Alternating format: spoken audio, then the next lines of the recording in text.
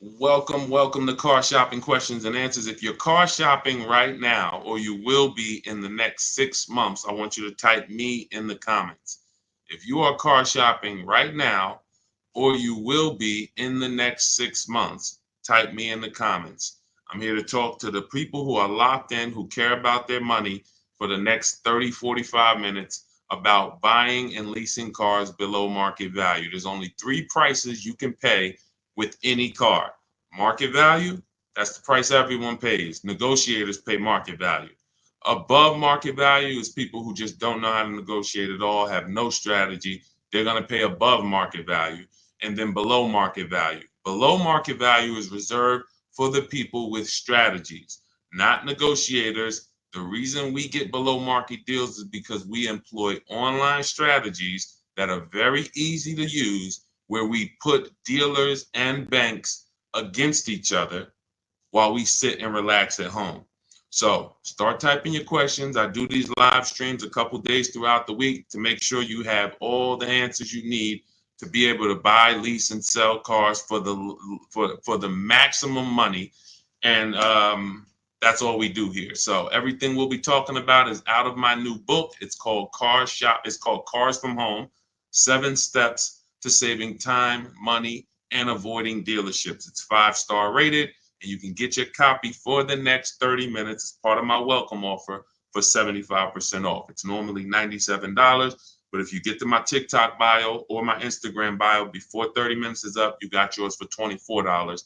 It'll be in your inbox in 2 or 3 minutes. I also have a comment on YouTube or in the Facebook comments for you to activate your 75% off. That's everything we'll be talking about today.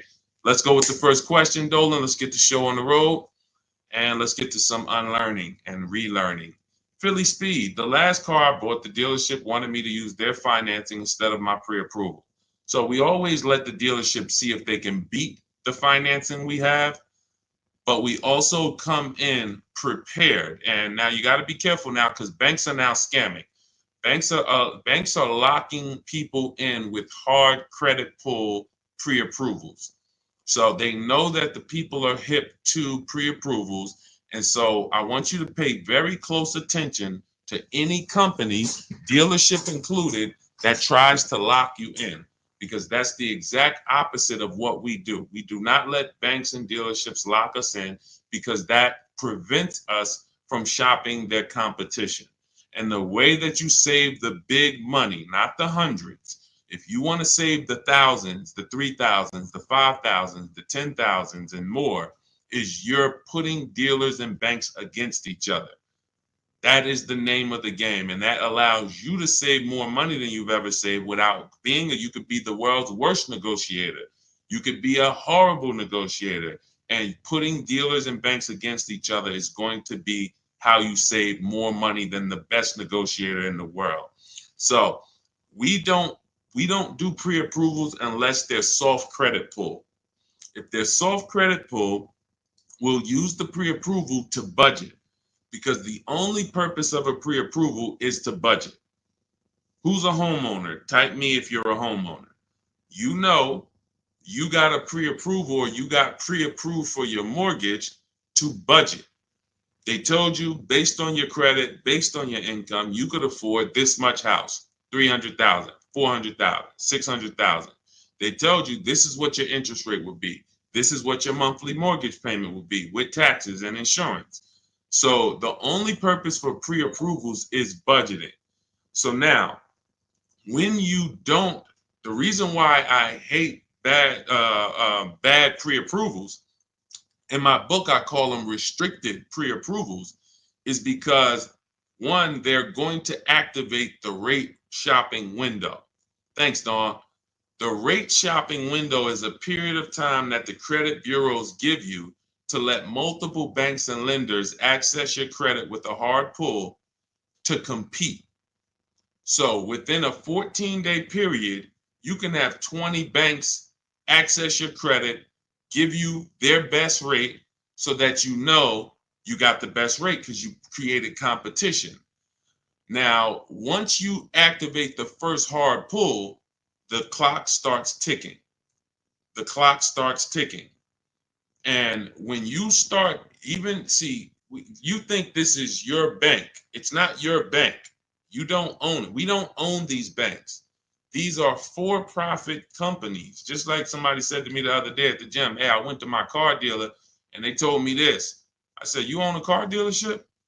He said, oh, no, no, no. I meant the dealership that sold me the car. Okay, use those words wisely because it's not your dealership and it's not your bank. These people would not even want to know you if you weren't giving them money. So now that you actually know the truth and you're aware of what that is, let's start putting these people against each other so you can find out that these people aren't truly your friend. So the way we do it, I have a strategy I call the bank bidding war. This is what the credit bureaus allow. Again, you can Google Experian rate shopping, and you'll see an entire blog post that Experian put together saying how they allow you to rate shop with the hard pull, and at the end of the window, as long as you have multiple lenders within that period of time, not multiple dealers, not dealers running your credit, lenders, independent lenders, banks, credit unions, you're fine. At the end of the window, it's going to weigh on your credit like one hard inquiry. So if one hard inquiry would have lowered your credit score 10 points, 20 hard inquiries are going to lower your credit score the same 10 points because they see you're shopping for your rate. You don't get penalized for being diligent. You get rewarded because they know if you're shopping for your rate, you care about the $2,000 and $3,000 and $5,000 in your loan that you could save by getting the best interest rate. So we do this after we find our car, Philly Speed, because once we find our car, first of all, let me say this one thing. We separate who we buy our car from who we get our loan from. These two different people, because whoever wins the bid gets our loan. Whoever wins the bid gets to sell us a car. It's not the same person. It's not the same companies. What's up, Sheila? Good to see you, Sheila. So this is so once we find the dealer who's going to sell us the car, they win the bid, used car, new car. We now lock that car up with a deposit. Now we come home, we do all our rate shopping online, banks, credit unions, online lenders. I have resources in my book where you have online credit unions. Let all these people compete. Then we call the dealer and we see if they can beat it. This is how we guarantee that we're not paying 7.2% interest when we could have been paying 5.9% interest. We're not paying 6.9 when we could have been paying 5.19. That's big money. And I know you haven't been taught that. You've been taught, oh, let me just focus on this, my monthly payment. That's one of the worst things you could do is being a payment shopper. Being a payment shopper, hey, give me the $400 a month for this car. We got a deal. That is one of the, and in fact, that's the first video I made on TikTok that really introduced me to the world. Is the worst thing you could do in a car dealership. Just say, get me to this payment, we got a deal. Payments they can manipulate. $400 a month on a loan is 5 years, $20,000 on a regular loan. There could be $30,000 on a lease, $35,000 depending on the car. On a lease, could be $18,000, $15,000 with bad credit. $400 a month. There's so many ways to get this $400 a month. So you don't want to be mixing these things. You want to separate your loan shopping from your car shopping. And it's easy when you're paying cash. Cash buyers don't make these mistakes. Cash buyers still overpay. They don't get, unless they're bidding, but they don't make the mistake of mixing their payments and thinking, wow, just because I got a good monthly payment means I got a good price on the car. Absolutely not. You could have a great monthly payment, but you paid a terrible price for the car. Two totally different things. That's why we separate them. Go ahead, Dolan. I see a lot of questions coming in. Let's go. We'll keep more coming. Let's go. You ever had bad? Okay, let's go to the next question. I don't even know what that means. I don't even know what that means. Go ahead, Dolan. Next question. Maybe there was a typo.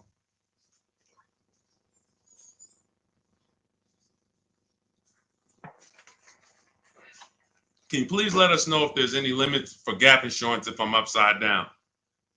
It depends on on the coverage. You need to find out the coverage. There are gap insurance policies that I've heard of that didn't cover the entire shortfall. So, for example, if your vehicle is worth $25,000, but you owe $30,000, you're upside down. If your vehicle gets stolen and not found or totaled, you're going to owe money. And I've seen this happen so many times throughout the years because people didn't get gap insurance. They'll literally total their car. And then so now you got a horrible life event that happened. You got into a car accident, and then you get a bill. You get a bill, and people are like, wow, where did I get this bill from? And it's like, your car was only worth 25, but your loan was 30. So if you're driving around in a car that does not have, that's not worth what you owe, but you don't have gap insurance, you're exposed. Something happens to that car, not only are you going to lose the car, you got a bill coming to you. So what I always say is, you got to know when you're upside down. You got to know when to get gap insurance. And you also have to know you don't have to buy it from the dealership. You can call your insurance company, see if they sell it. You can Google insurance companies that sell gap. Usually you can find it for a cheaper price than what the dealership is going to charge. But some of the worst, it's insult to injury. It's not many things like losing your car and then getting a bill on top of that. That's almost as bad as like having a car that's breaking down and then you got to fix something on it, but you still have a car payment. So the car doesn't drive, transmission's out, but you still got to make a payment every month. It's like, those are two of the toughest things. So know when you need gap insurance. Don't skip that. That's not a smart decision at all. But then check the coverage too, because he's asking about coverage. Check how much coverage. Do you have $15,000 of coverage? When you get your gap insurance policy, ask how much is covered if, God forbid, the vehicle is totaled. Go ahead, Dolan. All right. Hey, what's up, MT? I'm in the market to lease my first Mercedes. I'm looking for an S580E. Make sure you get multiple offers. So let me give you an example of somebody who shops for a luxury car, gets multiple offers, and this was an electric BMW. Where's Teddy's deal? Teddy got a $73,000 BMW i4 M50. He said he got 10 offers. Now, we use a process in my book, it's called the 25 to 5. When you're getting a new car or a lease, you're reaching out to new car dealerships. And the reason why the strategy is called the 25 to 5, because we're going to connect with 25 dealers online. Takes us 20 minutes. Using my email scripts, we're going to get 5 offers. So it's 25 connections, 5 offers, 25 to 5. Now, some people you'll see they've gotten more offers using the strategy. In Teddy's case, he said, I received 10 offers. I only used the scripts provided. Closed on a 2024 BMW, $73,000 MSRP, $856 a month. Now, here's what I always say, and Teddy is going to confirm this. When you properly shop multiple offers, you are going to see a wide range. If you shop the right way, your best offer should be $150 to $200 apart, at least that different. So your highest offer should be at least close to $200 apart from your best offer. And sometimes it's even more than that. So in Teddy's case, you can see the dealer's initial offer came at $937 using the counter offer calculator, which I have in my book. You get access to this calculator where we put all our offers in, and then it spits out the counter offers based on the best offer we received.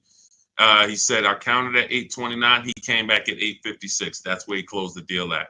So $856, $73,000 vehicle. That's a 1.1% lease. The way you judge your leases is you divide the monthly payment into the total MSRP, and that gives you what the percentage is. So he got a 1.16% lease. But here's what's very important. My highest offer during this process from a different dealer was $1,123. $1,123, even after his counters.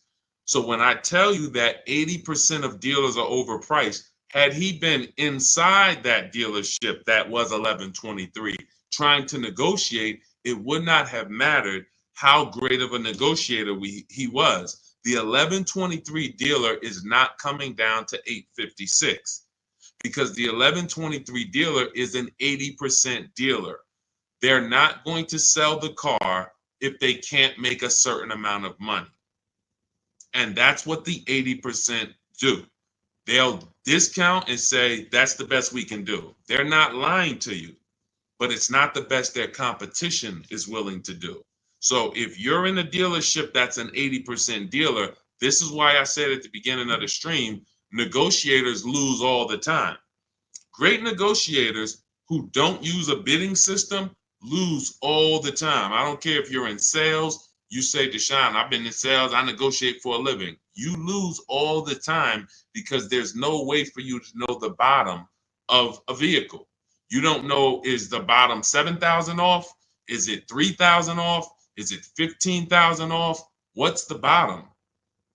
And the only way for you to know the bottom is to get multiple offers from multiple dealers and see the one who gives you the best offer. That's what confirms what the bottom is. So this is what you do. If you're talking about leasing an S580, this is what you do. You get multiple offers. On an S580 $100,000 car, you should see a $400 swing from your best offer to your worst offer.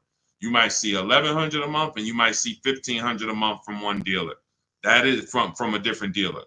That's how different it is. Now, if you want to call around and try to get the quotes yourself by the phone, you can do that.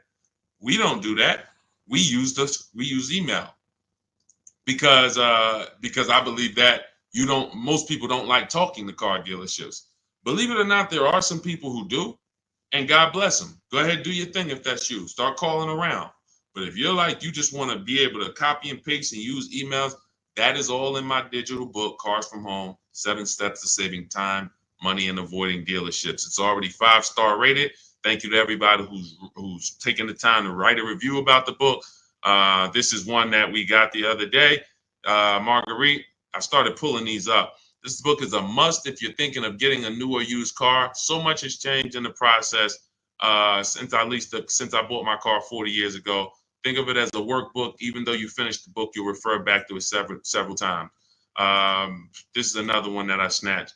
Deshone Auto book, Leave Nothing to Chance, from A to Z. He covers every aspect of car research, acquisition. I use the step-by-step approach from securing financing first to better understanding what I could realistically afford. Researched several vehicles, which led to the certified pre-owned. I reviewed my car specs, model years. See, what he's doing is he's walking you through the process I walked him through.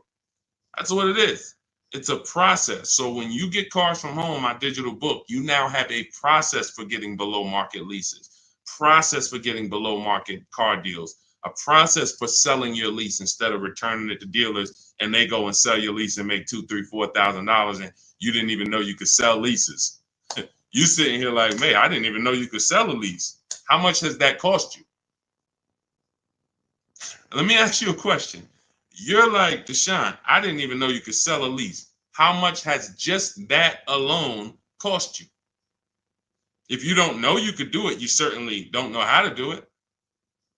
There's still you listen, honestly, you might have been taught you can't even sell your car without the title.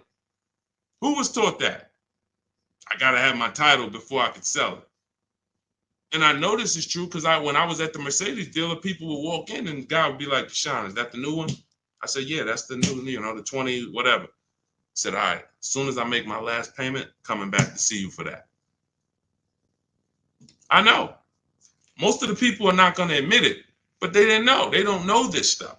So the reason why we have to get, I'm talking to you who are honest, who are willing to be honest and willing to take the bad news, because that's how we change. You cannot, if you won't admit that you didn't even know how to sell a lease, then how are you going to get to the point where you can sell leases and make $2,000, $3,000, $4,000? See, I always meet people with bad news because I care about your car deal. I'm not the person who meets you and says, hey, Milton, you're doing a great job. Brandon, Rindy, you guys are just doing a great job buying these cars. Look at your deals. Wow, you're getting 1% leases. Wow, look at all these offers. You're getting $5,000, $10,000, $15,000 off on all of these offers. Great job. Oh, man, look at your pre-owned car. You got a huge discount. Originally, this car was $50,000 and you got it with good mileage for $26,000. Wow, you got a great discount on this pre-owned car. That's not how I'm meeting you. That's not how I'm meeting you. I'm meeting you. You don't even know that you should be getting the new price of a used car. You're looking at a used car. Duh, I'm looking at a 3-year-old car. Deshone, how do I know if this is a good deal? Well, we need the brand new price. What was that car brand new? Was it 50? Hey, when I was looking at my Infinity truck, I was buying an Infinity truck 2 years ago. I was looking at 4 white ones. 4 white ones.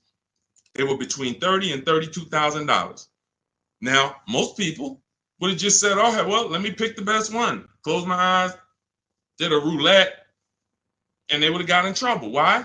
Because I know, which is what I teach you in my book and what I teach in these streams, you have to get the new price. So now I get the new price and I find out one of the vehicles brand new was 46, one was 48, one was 52, and one was 54. Brand new. So all of those cars, when they were 30 to 32, they look similar. Oh, they look so close in price. But once I understand that, oh, this one's 46. That one has $8,000 more equipment in it. The price became far. It became clear what value was the best. Somebody would have picked the $46,000 car and said, oh, well, that one they were asking the lowest price. Meanwhile, for $1,500 more, you could have got $8,000 more equipment. This is value. So these are the things when I meet you, this is how I come. Deshone, I know I made a lot of mistakes. I'm willing to hear the bad news so I can get to the good news, so I can stop making these mistakes. That's all we're here for. And if you could take that, then we're going to be fine. You're going to be just fine. I can help anyone get below market deals who's willing to unlearn.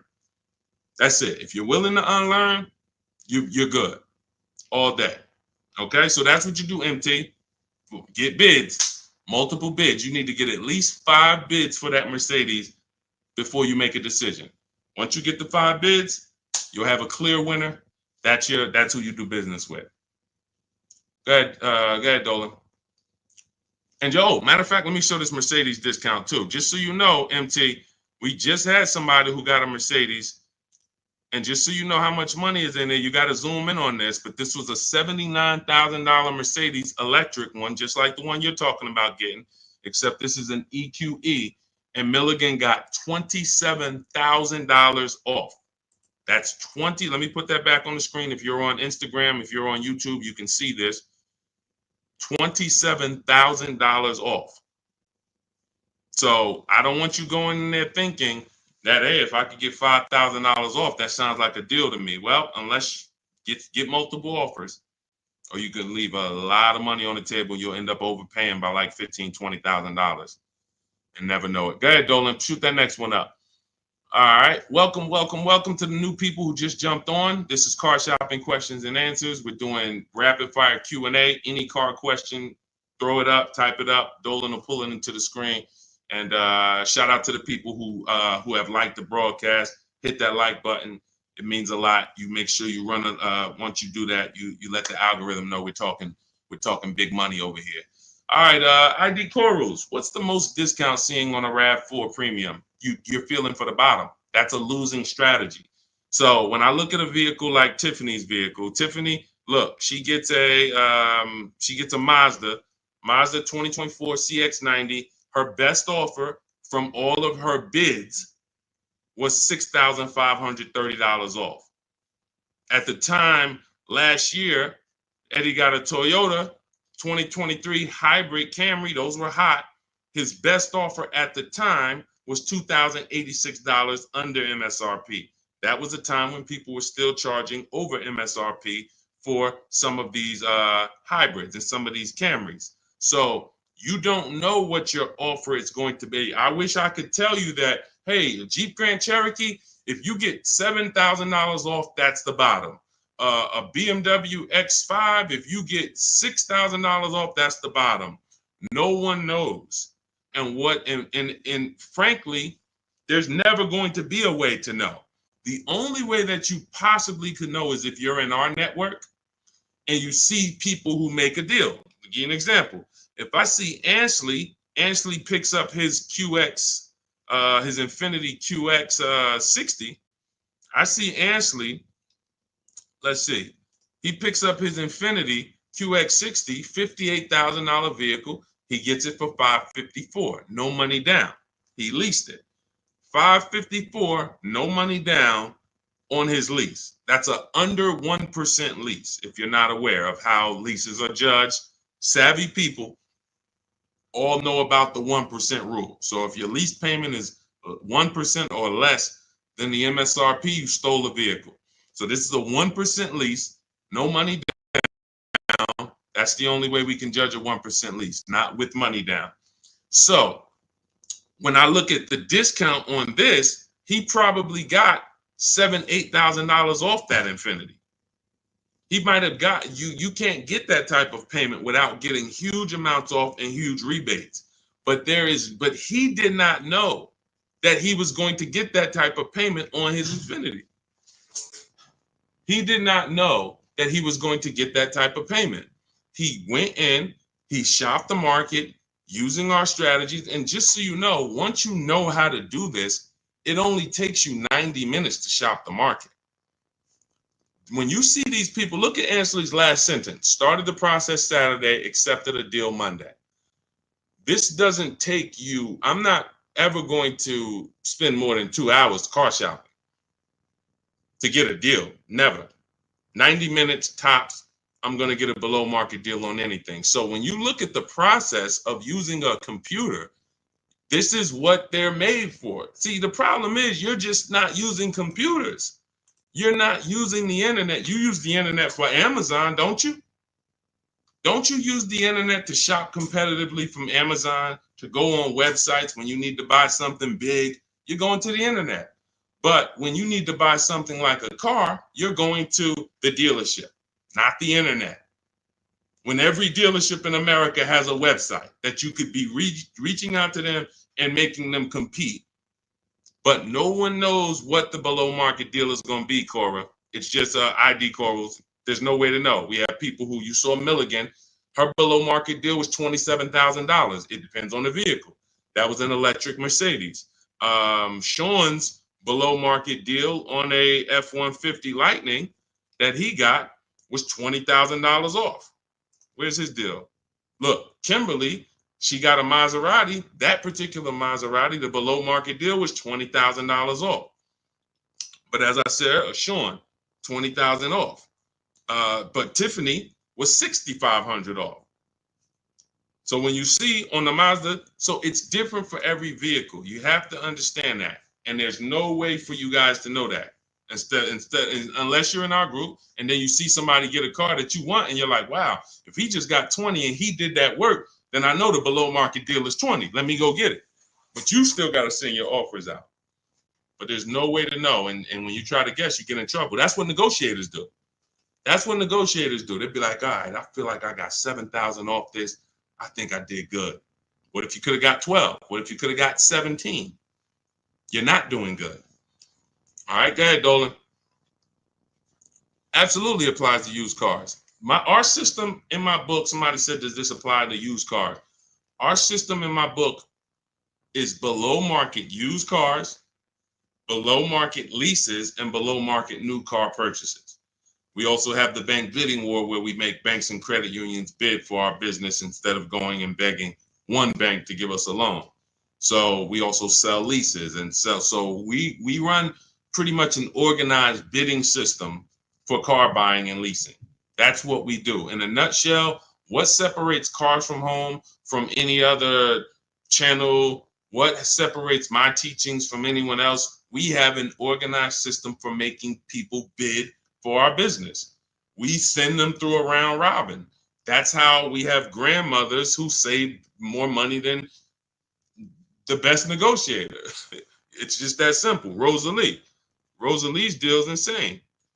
Look at Rosalie. And I wish some of you, I know some of you have these cars. That's the reason I show all of these different cars, because you might have these cars and you didn't get these prices. So that should be a wake-up call when I show all these cars, Jeep Grand Cherokees, QX50s, Mazda CX90s. Some of you have these vehicles. And you can look at your deal, look at your paperwork, look at your selling price. Look, do you see any rebates included? Look at your price and be like, you'll see, man, I didn't get these prices. She got a 2024 Infiniti QX60, $59,000 vehicle. Look, her payment is $592 a month. It's a $59,000 vehicle. Some of you lease this vehicle, you put down $5,000 and your payment's $500 a month. She put down nothing. So this is below market. I told you at the beginning of the stream, it's 3 prices that you can pay for any car. 3 prices. Market value, that's what negotiators pay. Above market value, that's for people with no strategy pay. Can't negotiate, no strategy. Just please, just get it over with. Tell me what it costs. They're paying above market value. And then below market value. Below market value is reserved for the people who know how to make people bid and compete for their business. Okay. All right, go ahead. Every time you get a hard pull on your credit, it brings down your credit score. That's why you want to mix them with, you want to have, all right. So first of all, you want to understand that this is called the bank bidding war. And this is an organized process that we created based on what the credit bureaus allow. The credit bureaus allow you to have multiple banks and lenders access your credit within a certain period of time, and it will show as one hard inquiry on your score. You'll see the inquiries, but the score, where one inquiry might drop your score 10 points, you could have 20 inquiries, but it's still going to be the same 10 points. And you can Google very simply, go to Google, type in Experian, which is a credit bureau, rate shopping. And you'll see the article that Experian themselves wrote telling you how you can rate shop. Banks don't want you to know this. Dealerships don't want you to know this, but we do this. So this isn't something that's new to us. It may be brand new to you, but think about that. If you are letting a lender lock you in to one offer, that means you're not shopping your interest rate. If you're going to Navy Federal because you're so gung-ho and super chummy with Navy Federal, but you're not letting anyone else compete against them, then you're not getting the best interest rate you could be getting. You certainly don't know it. You think because, oh, Navy Federal, they're my credit union, they would never charge me a higher interest rate than someone else would. Who said that? Their goal is to make money. So we use a strategy that is allowed by the banks, by the credit union, by the credit bureaus, and most people don't know about it. That's fine. Most people don't know anything about what I'm talking about. So everything that we're talking about here, most people don't know about selling leases. Most people don't know about getting bids for their cars instead of trading. Most people don't know about sitting online and contacting 20 dealers to get a lease quote using online scripts, emailing only to get 5 offers. Most people don't know about anything we're talking about. Leasing, and how leasing saves you way more money than buying unless you keep your cars 8 years. If you keep your cars 8 years, then leasing doesn't save you more than buying. But if you don't keep your cars 8 years, leasing, getting below market lease deals like some of the ones you see that I've shown you, saves you way more, thousands more than buying. Most people don't know any of this. So it's not about that. It's about, will you know it, Dawn?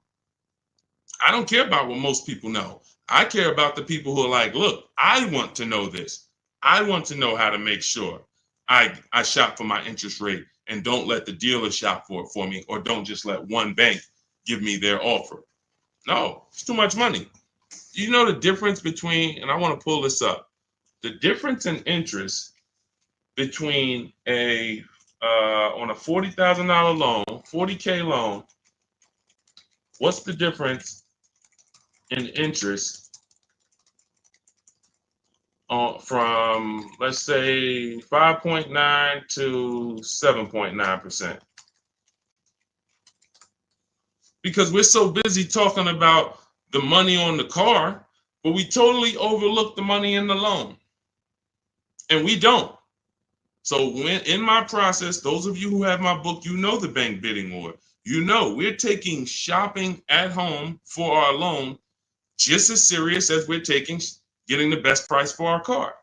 So look, on a loan period, 5-year loan, interest paid on a 5.9%, 5.9%, hold on, interest paid at 5.9 is 15.8, difference is 4,000, positive comparison, and interest cost $40,000 loan over 3 years and 5 years.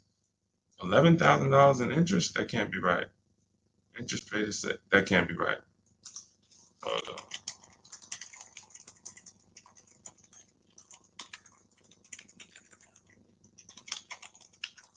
$7.9%. How much interest is paid on a 5-year loan? 7.9%. Could be over $15,000. That's impossible. 7.9 is that's impossible. Hold on. Now I gotta figure this out. I know it's a big difference. I know it's thousands different, but on a $40,000 loan, hold on. Wow.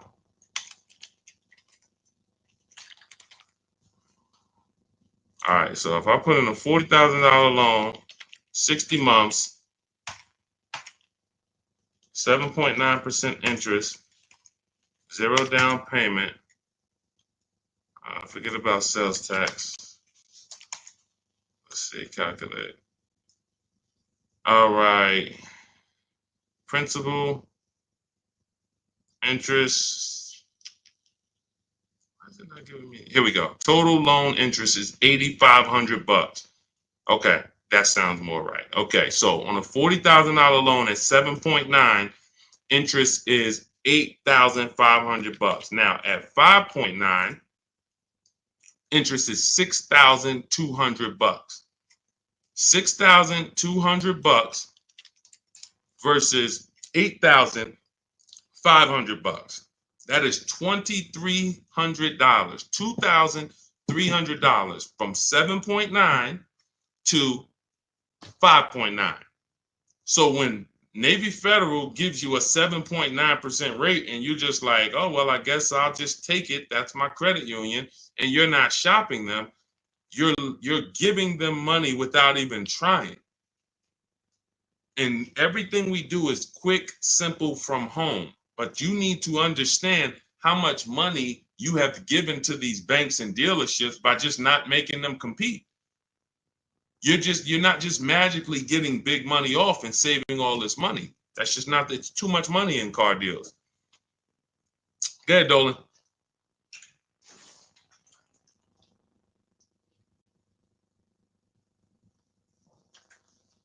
See, I see a lot in a lot of these questions. What I'm seeing is people trying to feel for the bottom.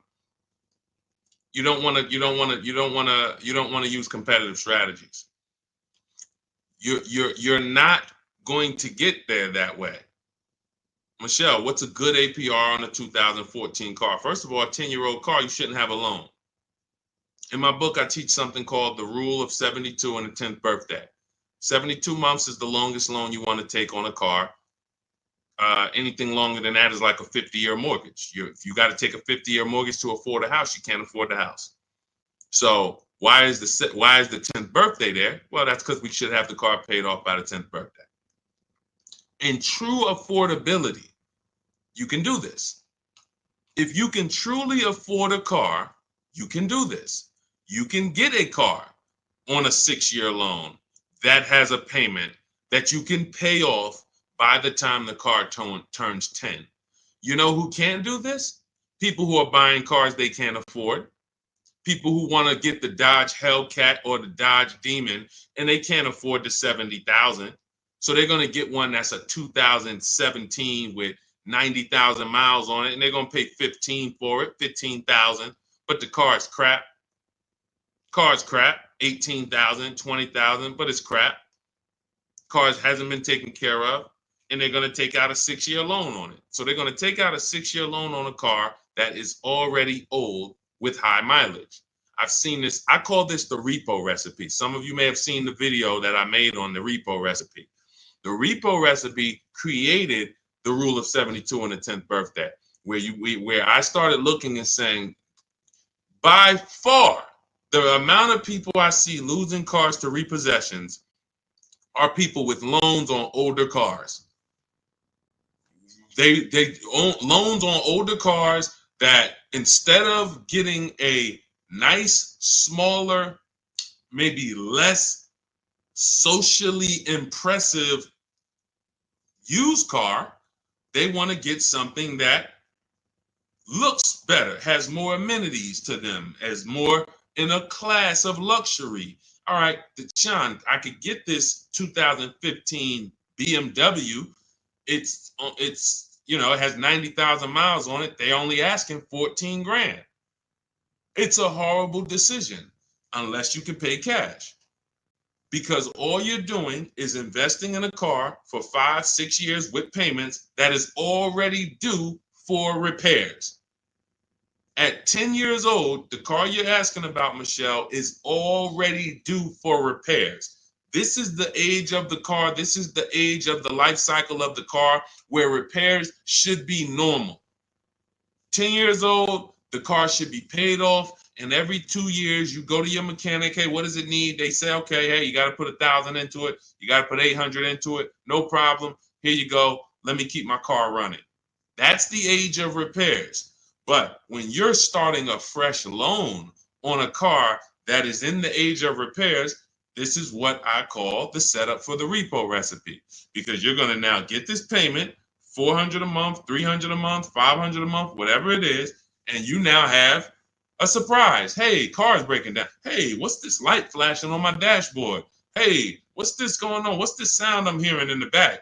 That's because you bought a car that is in the age of repair and you just bought it like it wasn't. See, if you drop cash on it, 15 grand, I don't got no problem with that. Because now you're going to say, all right, Deshone, I bought an older car, paid it off, but I'm going to put some money to the side just in case things go wrong. Perfect. But when you're making your car payment and you're paying your insurance and you're putting gas in the car and you have to do an oil change, and then something breaks and it costs you $2,000, you're gonna see the repo recipe, because you're gonna be like, wow. And God forbid something major happens, like the transmission goes, or a head gasket goes, or the engine goes. Oh, forget it. Now you're sitting there with a $400 payment on a 10-year-old car that literally you still owe $16,000 on, and it doesn't even drive. You need an engine. Happens all the time. I've been seeing it happen since 2006 when I got in the car business. And what's the reason? Older cars, long loans. Let's get these older cars, instead of being frugal and saying, all right, I could afford $300 a month. Let me go get an inexpensive, smaller used car that I can get something that's 5 or 6 years old, where it'll take care of me. It's not going to have all the bells and whistles because I don't have the budget for that, but it is going to be dependable. It is going to get me from point A to point B. It will allow me, it won't surprise me. I'm not going to come out one day to go to work and the car is broken down on me. Now I'm calling out of work and I got to call a tow truck and all of this stuff you're going to have with this 2014. So these are the things that I speak to my family about, to my friends when I was in the car business. These are the things that I would speak to people about, Michelle. A loan on a 2014 is a horrible idea. I can't even tell you what a good APR would be, but if you had said what's a good APR on a 2020, I can tell you we need to bid that out. We don't know what a good APR is. Is it 5? Is it 4.9? Do they have a special interest rate, 1.9? What's the best we're going to get? We're going to put it through a bank bidding war process, and we'll see. That's it. But a 2014, that's just too old of a car to have a loan on. Go ahead, Dolan. Everything I'm teaching is inside my new digital book. If you want the entire blueprint of everything that people like Pierre have used, people like Zafrina have used to get these below market deals, Teddy, people like Jared, look, Greg, some of you know Greg, he got his EV6 Kia, $56,000 vehicle, $527 a month. Everything that these guys have used and girls have used to get these below market deals is in my new digital book. And you can have it for 75% off. That's my welcome offer, but it's only for 30 minutes. After 30 minutes, it goes back up to $97. So if you want yours for $24, head to my TikTok bio now or my Instagram bio, click the website link there, and then click the button that says 75% off new book. Get there before the timer so you can get your $24 book instead of a $97 book, even though it's worth it at $97. And if you're on YouTube, I have a comment for you, a link for you in the chat, and then I have a link for you guys on Facebook. But that's for those who want the blueprint. It'll be there. And make sure when you get your book, you screenshot the thank you page, because it has my support team's email on there, just in case you type your email wrong. Want to make sure you can reach out to support to get your book. Go ahead, Dolan. Does your book go into detail about cash purchases? Cash is simple. It's just simple. You're using one step of the bidding process. If you don't have a car to replace, then you're using one step. If you have a car to replace, then you still be doing the equity assessment to sell your old car. You just wouldn't need the bank bidding war because you're not financing. But for sure, if you use you'd be using the same process that Milligan used. Milligan used to save $27,000 off her car. Pierre, he got his pre-owned Mazda.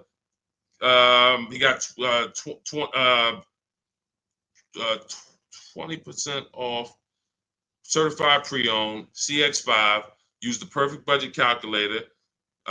Spotted this best deal of similar listings, and then he knows how to get the original price to make sure that he got the biggest discount from the new version. Somebody like Vincent. Vincent gets a Lincoln. He wanted to get, what I like about Vincent is he got more discount than he went in to get. I can't even see all of these people. Here we go. Vincent, he said, I bought a 3-year-old Lincoln Corsair, under 45,000 miles. He targeted to get 30 to 35% off original MSRP using the multiple marketplace strategy in my book. He got a 43% off MSRP, original MSRP. See, that original MSRP, that's different language. That's language that you should be using when you buy a pre-owned car. There's no pre-owned car that you should be buying from this day forward and the original MSRP is not in your language. It just makes no sense. How do you know what the price is if the price you're paying is good or not? What are you basing it off of? Market value? What the other ones are listed at all? That doesn't matter.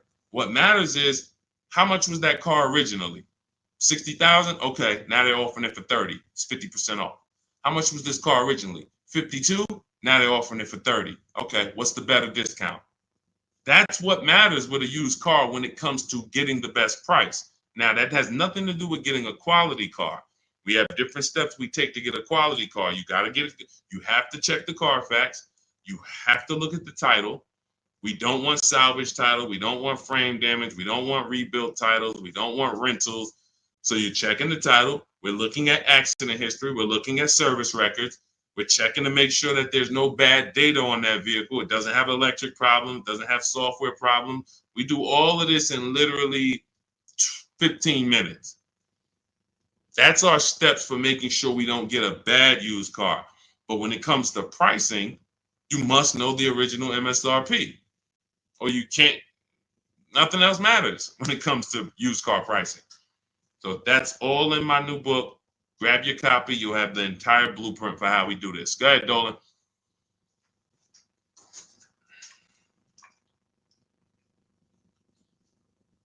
What do you do if your loan is upside down and you want to lease? Transfer it over. In my book, we have 2 ways to get out of a negative equity. There's 3 options with negative equity. 2 lead to a car, 1 does not.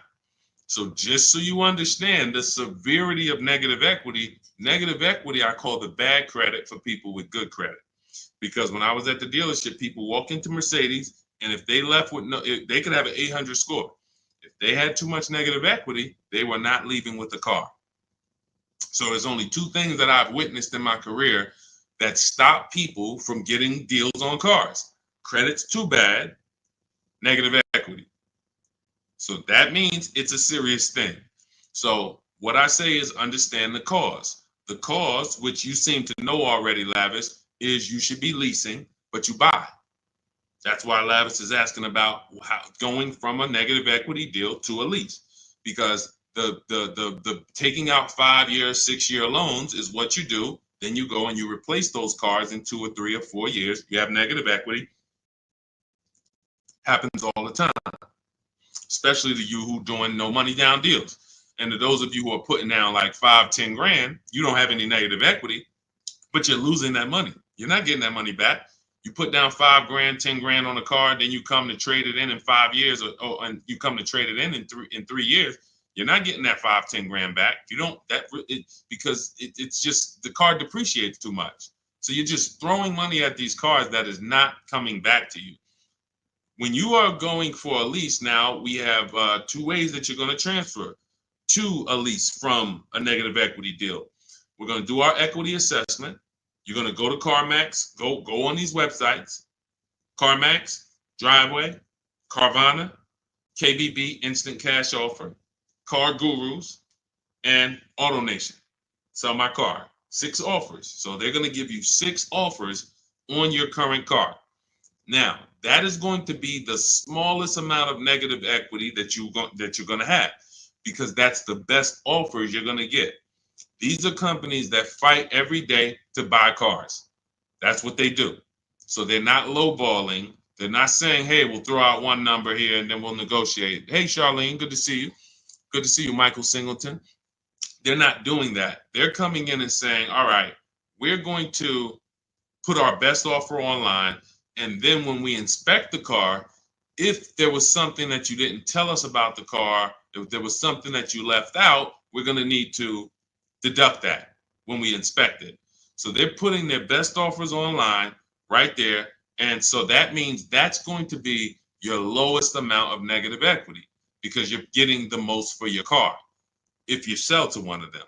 So let's say your highest offer comes from a Car Guru's dealer who wants to buy your car for $19,000. Let's say you owe 21. You owe 21, they want to buy it for 19. Hey, Steve Long, what's going on? Good to see you. What should you do? You should pay the difference, because when you pay the difference, you're closing the deal with the least amount of negative equity. That's what you want. You're closing the deal with the least amount of negative equity. And so when you go buy your car, your next car, or lease your next car, rather, in your case, negative equity has nothing to do with the deal.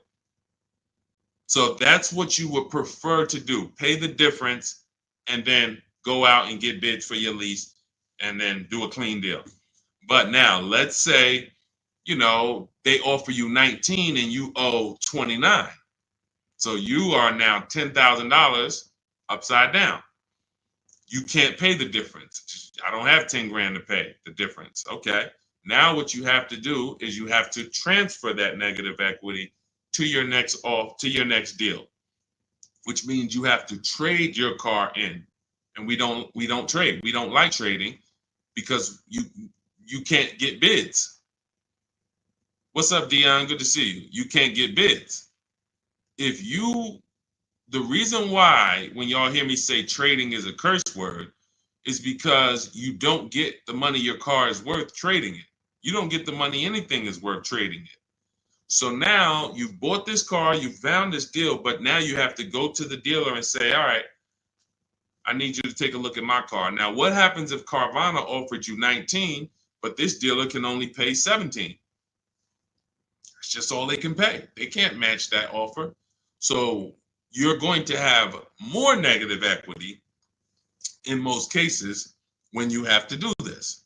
So, but that's okay. If you can't pay the difference, this is your only option.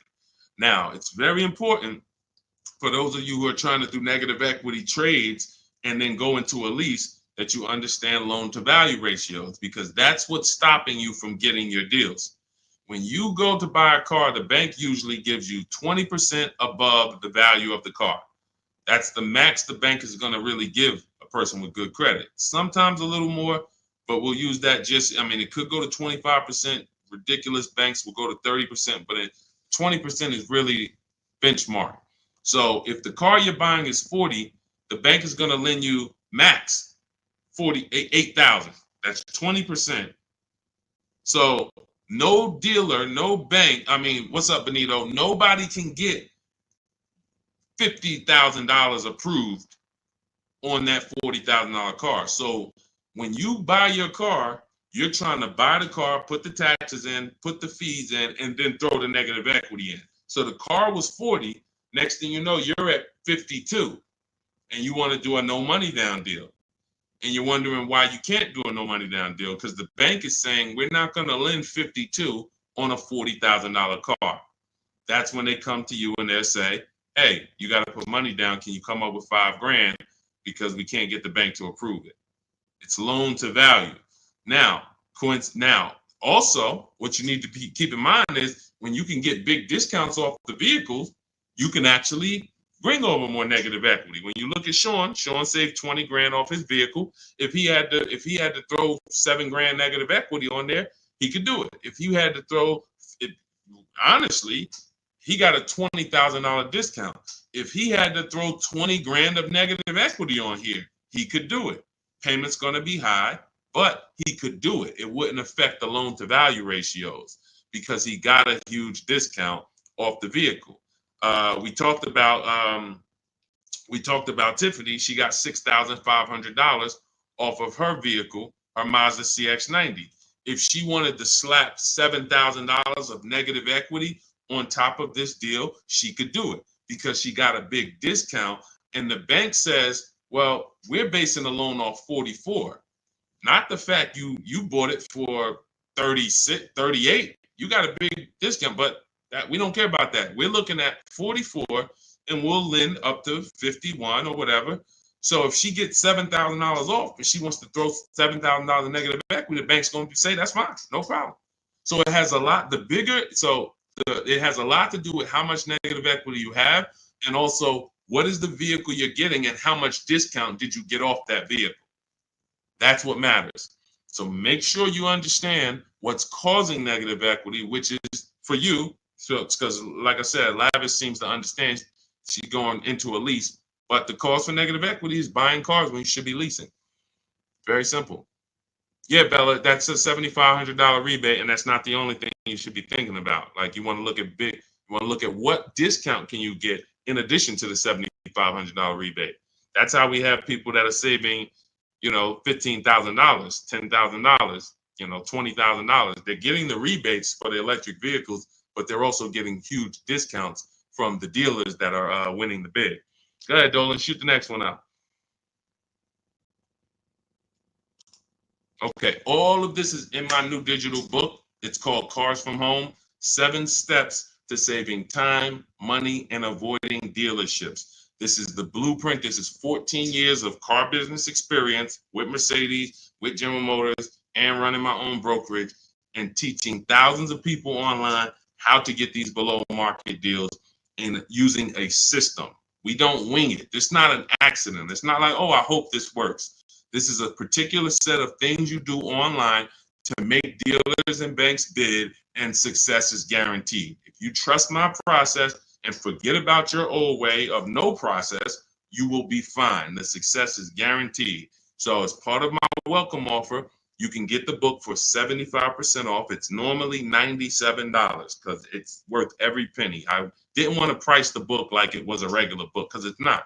So it's normally $97, but for 30 minutes, you can get your copy for 75% off as long as you get to my TikTok bio, click the picture of me before 30 minutes is up. The welcome offer is only 30 minutes, then the price goes back up to $97. So you can go to my TikTok bio, go to my Instagram bio, click the website. You can go to the comment section on YouTube or the comment section on Facebook. Click the link and get your 75% off. But make sure when you get your book, you screenshot the thank you page because it has the link right there to open the book. And then I also email you a copy, but sometimes you'll type your email in incorrectly and we can't email it. So you'll have my support team's email just in case. Is Capital One a good option to finance a car? We get bids. We spent a lot of time. You must have just jumped on, Jen. We get bids. There is no bank that is giving you the lowest rate. If a bank always gave you the lowest rate, they would be out of business. So when we consider what lenders, why do you think there's people in the money business? There are people in the money business. They don't care if you buy a car. I see you, Genome Hamilton. We'll get to you. Get that question from Genome on Facebook, Dolan, next. So why do you think there's people who are in the loan business? They don't sell cars. Banks don't sell cars. They sell money. So when you just see the overpaying, I told you guys, it's 3 prices you can pay for anything you get. Market value, above market value, below market value. That means you can get a market value loan. That's the average. You can get an above market value loan, which is above average, 2-3 points higher than what you could have got just because you were lazy. Now you're paying not 8.2%, but you should have been paying 5.7%. But you just didn't bother. You just said, okay, I guess this is it. But below market deals come from competitive offers called bids. So when you are when Capital One should be a bank that you get a bid from, Navy Federal, Bank of America, Community Credit Union, Lightstream, everyone and anyone should be in the bank bidding more, because the more the better. So when you get my book, you get the bank bidding war blueprint. For those, every time you're going to finance a car, you would use that process to make banks and credit unions bid for your business, so that you guarantee you got the lowest rate. You don't drive off hoping you got the lowest rate when you didn't even make anyone shop. How would you have the lowest rate? There was no competition. We cannot get money off when there's no competition. The big money, the thousands of dollars off that you're seeing, is reserved for competition. This is reserved for people who make people compete for their business. That's what the big money is reserved for. Look, 4 days of leasing like a boss. Started with a Kia Telluride EX. That was my first choice. 15,000 mile a year lease, range from 642 to 753. Moved to Honda Pilot EX. All-wheel drive is choice B. Got quotes between 616 and 719 after contacting every dealer in North Carolina. We do this totally online, so Melissa's talking about the entire online process. The dealer I ended up leasing from originally quoted me 719, came down to 616 in 3 days, 0 at signing, 0.13% lease. This is what it's about. Competition. She knows she got the best price. You can't go to her and be like, Melissa, you think you could have did a little better? She's going to be like, look at all the offers I got. Do you think I could have did better? You're going to look and say, no way. See, competition is what gives you the peace of mind. Every time you buy a car, why don't you have peace of mind? Why are you driving away hoping? Driving away, oh man, you think we did all right? Should we have gotten tried to get more for the trade in? Shoot, we ended up putting 3,000 down. We only wanted to put 1,500 down. This is how you're leaving the dealership. Why? Because you're not making people compete. So when you're not making people compete, you're begging for discounts. And you have no leverage to be able to compare to even know that you got the best price. You have nothing to compare it to. So when people come on the stream and they're like, hey, Deshone, I'm paying $519 a month for this car. Is that a good deal? You have nothing to compare it to. Hey, I got a 2019 Mazda 3 for $17,000. Is that a good deal? You have nothing to compare it to. But if you had seen 7 Mazda 3s and then the one you got, it was originally, 31,000, but you paid, 17 for it. You know this. And this stuff is simple. This isn't building rocket ships. But this is reserved for the people who care about their finances. Everyone doesn't invest. Everyone doesn't save. Everyone doesn't, take financial literacy seriously in any way. But there are opportunities that flash past all of us where we can absolutely benefit from learning things that other people don't know. If you learn how to invest in stocks better than other people, you're going to do better than other people. If you learn how to get cars less than other people, you're going to get less than other people.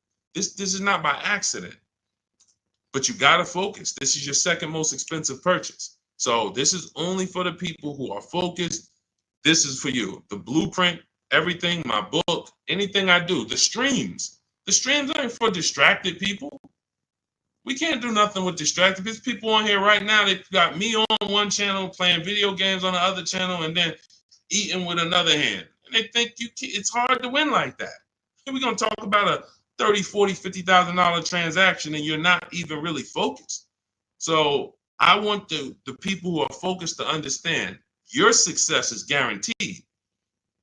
Just by being locked in, your success is guaranteed. Because we have a process that you can trust that you no longer have to wing this car buying thing. I've been in this thing since 2006.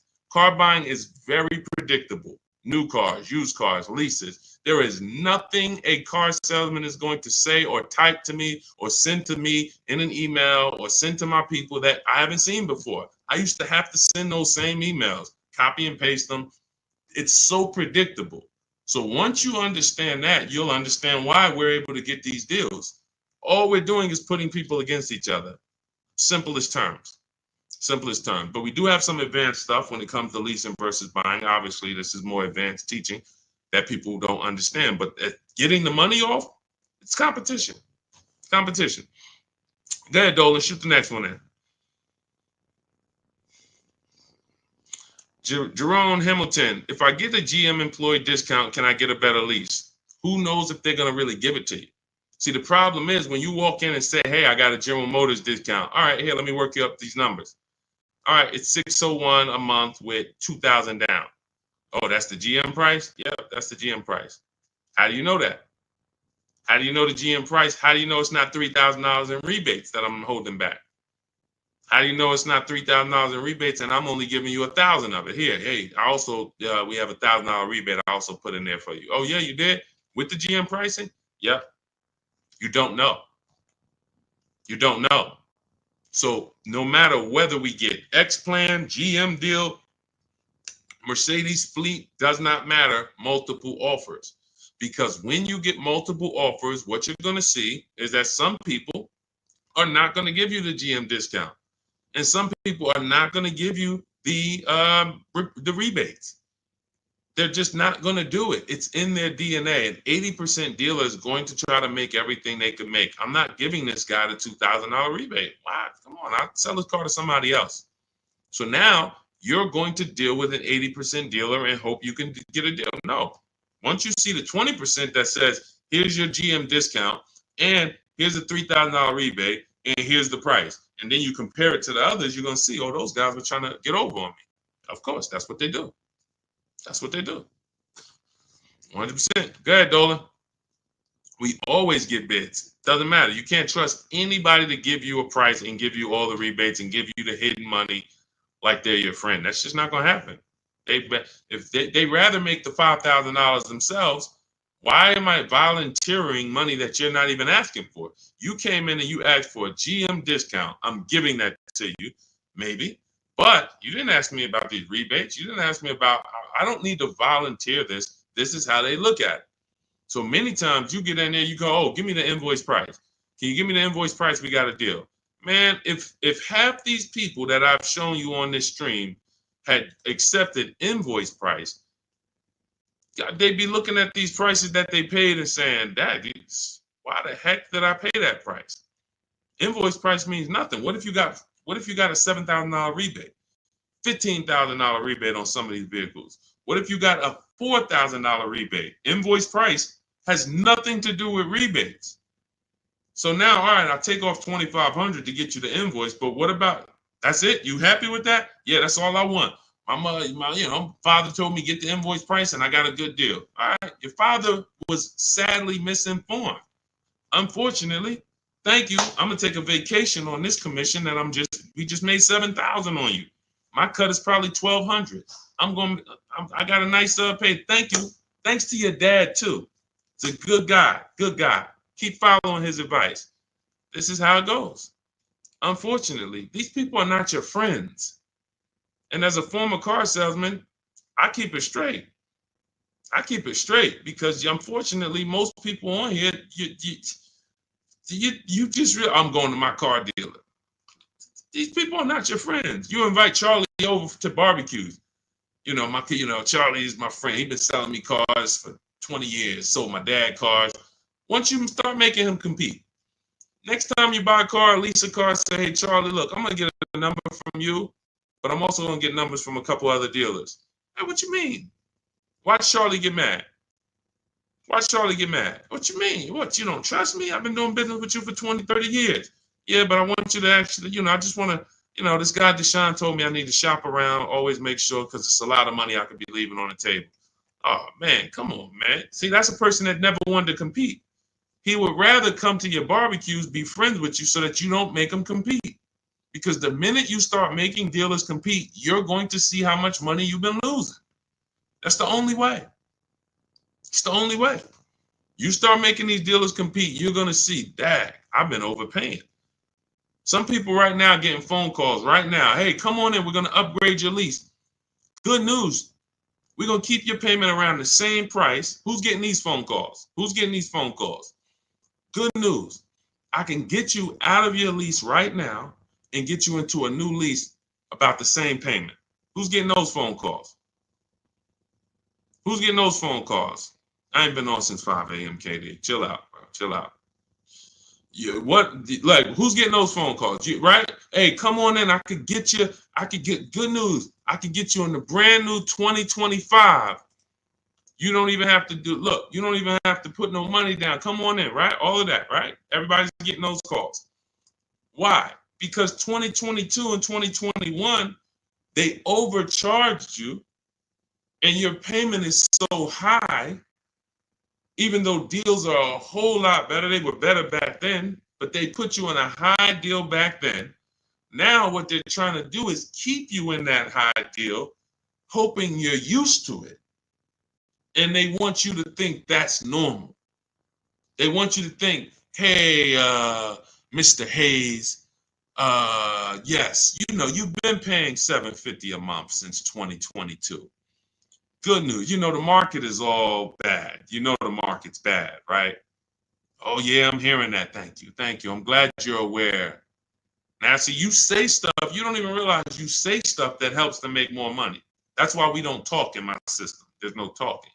But when you say, a lot of my friends been saying, man, these prices been high. I don't even know if they ever gonna come down. Yes, thank you. You're right. You're so right. We say the same thing in here every day, Mr. Hayes. But the good news is this. I can actually get you in a new vehicle and keep your payment around the same price as your old 2022. Oh, yeah, you can do that? Yeah. Man, well, I really like to come down.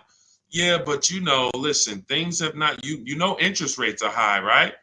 Have you been following interest rates? Yeah, I have been seeing that they're high and they've been high for a minute. Yeah, so that's all affecting the prices we can offer now. But, normally your price will go up by about $120. Normally you go into the 2025, but, I see you bought a car in the past and I was able to pull some strings, work with my manager, and we can get you on a new one, keep your price around the same. Okay, all right. When can I see it? Come on down. When can it come down? That price should be dropping from $750 to like $520 because the market is entirely different. There's been great deals out here since the daggone pandemic. It's been great deals. During the pandemic, we helped Benita. Benita got her Telluride. She got it for $600 a month during the pandemic. That's why I always show her deals. $600 a month. People are leasing these for $800 a month, $900 a month during the pandemic. This was 2022 when people were leaving out of the dealerships with axes in their heads. Couldn't believe how high they were paying. She believes $600 a month, her dream vehicle. So these deals have been out here. Look, Greg made this deal. Look, we've been making deals, below market deals. Look at Danielle. $44,000 vehicle, $550 a month, no money down. Charles, Palisade, $48,000 vehicle, $597 a month. Hyundai Palisade, top 5 SUVs in the market the last 3 years. So the people who tell you there's no deals, they don't know how to get them. So yes, when you go into, when you don't have strategy, I told y'all, I've said it, I think 3 times, maybe 4 on this stream. There's only 3 prices you can pay. Market value, that's what all the negotiators are going to pay. They think they did well. All they did is pay the average price of a negotiator. Now you got above market value. That's for the people who can't negotiate. You don't like negotiating. You're not good at it. You just close your eyes and hope that it works out for you. You're paying above market value. And then below market value, which is what you see these people pay because they're not negotiators. They make people bid.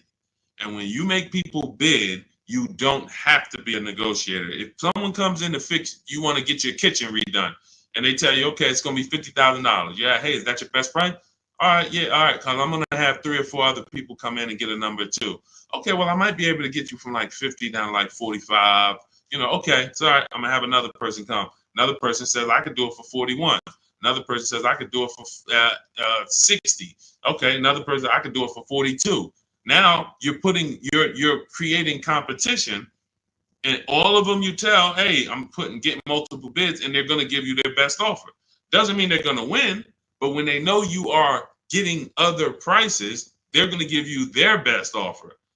And that's what I tell you. When people say that's our best offer, Mr. Nunn, that's my best offer, Mr. Henderson, they're not lying to you. That's their best offer. They're not going any lower because they want to make a lot of money. Look, man, I'm making $6,000 on this car. If I can't make it, I'll sell it to someone else. I'll sell it to someone else. I don't need to sell. That's how the 80% of dealers think. You expect the incentive to get a lot better the next few months, especially Ram. What are the incentives now? Unless you can tell me that you shop multiple dealers for Rams and you can show me 5 different offers you've gotten on a Ram, you don't know what the incentives are now. How can we wonder if stuff's going to be better? What are you comparing it to? You went into one dealer, Dodge dealer, hey, how much is this Ram? They told you and you're like, oh, well, that's expensive. 80% dealer. 80% dealer. And again, the only way for you to see how much you've been overpaying is to start using these strategies that we teach for multiple offers. And I know, sometimes it's hard to face that. Sometimes you would rather not see how much you've been losing. And that's understandable. It doesn't make financial sense, but it's an emotional decision that's understandable. I don't want to know, Deshone, I would rather keep shopping the way I've been shopping and save no money or the same money rather than shop the new way and then see that the old way was costing me tens of thousands of dollars. That doesn't make financial sense. But the people when you ask, are the incentives good? You got to know what the incentives are now. That means we run the market. When I was shopping for my mother a couple years ago, I ran all the offers on a Mazda CX-5 for her in October. I didn't like the deals. I didn't like the lease offers. I contacted them again in November, emailed them all again. Hey, what do we look like in November? Didn't like the deals. Emailed them one more time in December. Or one of the dealers actually reached back out to me and said, hey, I got this car coming in. We did the deal in December. That is keeping track of incentives. That's monitoring programs. If I shop the Ram right now, it'll take me no more than 60 minutes to get literally 5 to 7 offers on Ram. Using my system, the 25 to 5 strategy in my book, I go into the book, I literally use my scripts, and in 60 minutes, 90 minutes, I'll have 5, 7 offers on Rams. That's just how it works. So now I'm able to look and see, all right, what type of discounts are they offering? What are the incentives? What are the programs? Do I like them? Do I not? All right, let me check back let me check back next month. Let me see if there's any new incentives. So that's the way it works. That's the way you move the market. We have to be able to monitor what the deals are. But I see, unfortunately, there's a lot of you who just you want to try to fill for the bottom. That's just what you've been trained to do. It's a losing strategy. I would love for you, if I was still at the dealership, I'd love for you to come and try to fill for the bottom. Especially if I work for a manufacturer where we got rebates a lot. Come on in, fill for the bottom.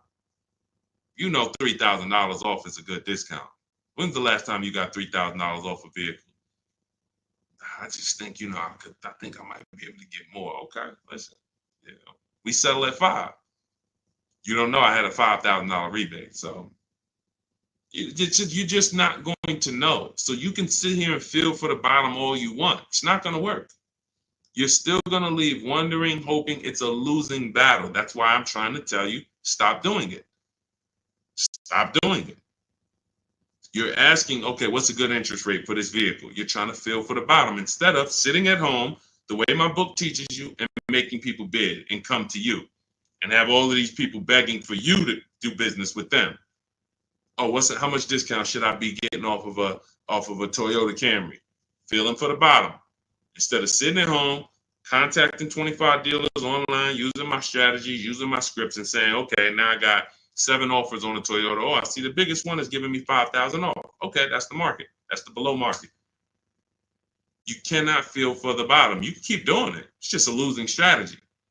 You're never going to get the discount, the maximum discounts, feeling for the bottom, walking into a dealer. It's just never going to happen. So for those of you who are tired of that, you're like, I don't want to be feeling for the bottom anymore, Deshone. I don't want to be worried about being a good negotiator, Deshone. I want to be able to have a plain, simple system for getting dealers and banks to bid for my business. That's what Cars from Home is, my digital book. 7 steps to saving time, money, and avoiding dealerships. You can get your copy for 75% off. That's my welcome offer. In my TikTok bio, click that picture of me, or click my Instagram picture, go to my bio, click the website, and then you'll see a button to activate your 75% off your book. Grab it. It'll be in your inbox. You'll have all the strategies necessary for paying these prices, the same prices you've been seeing me share throughout the stream. Or if you're on YouTube, I have a link for you in the comments. If you're on Facebook, I have a link in the comments for you. Grab your book, use it, and shop empowered.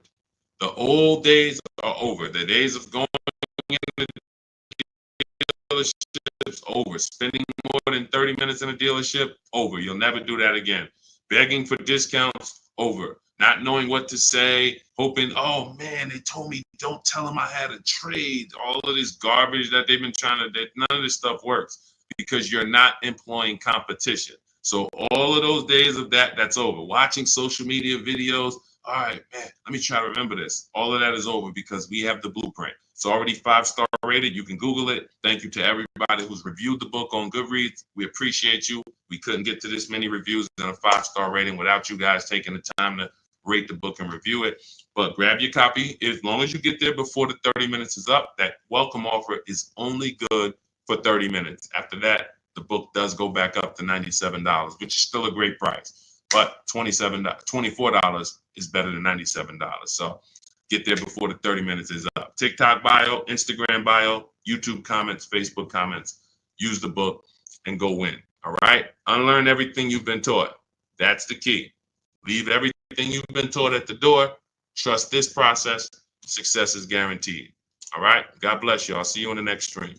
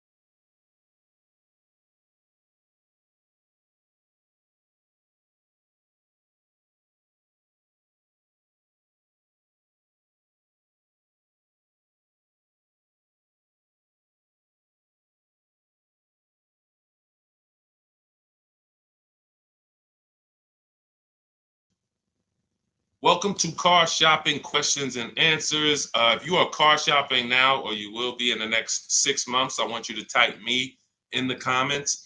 We're about to go live, do some serious car shopping Q&A for the next 45 minutes to an hour.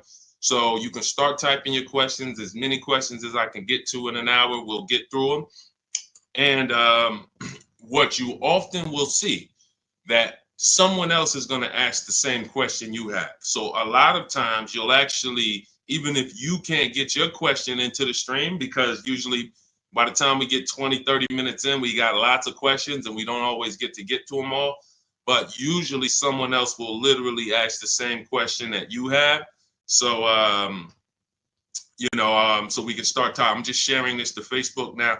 This entire stream is sponsored by my new digital book. It's called Cars from Home. 7 Steps to Saving Time, Money, and Avoiding Dealerships.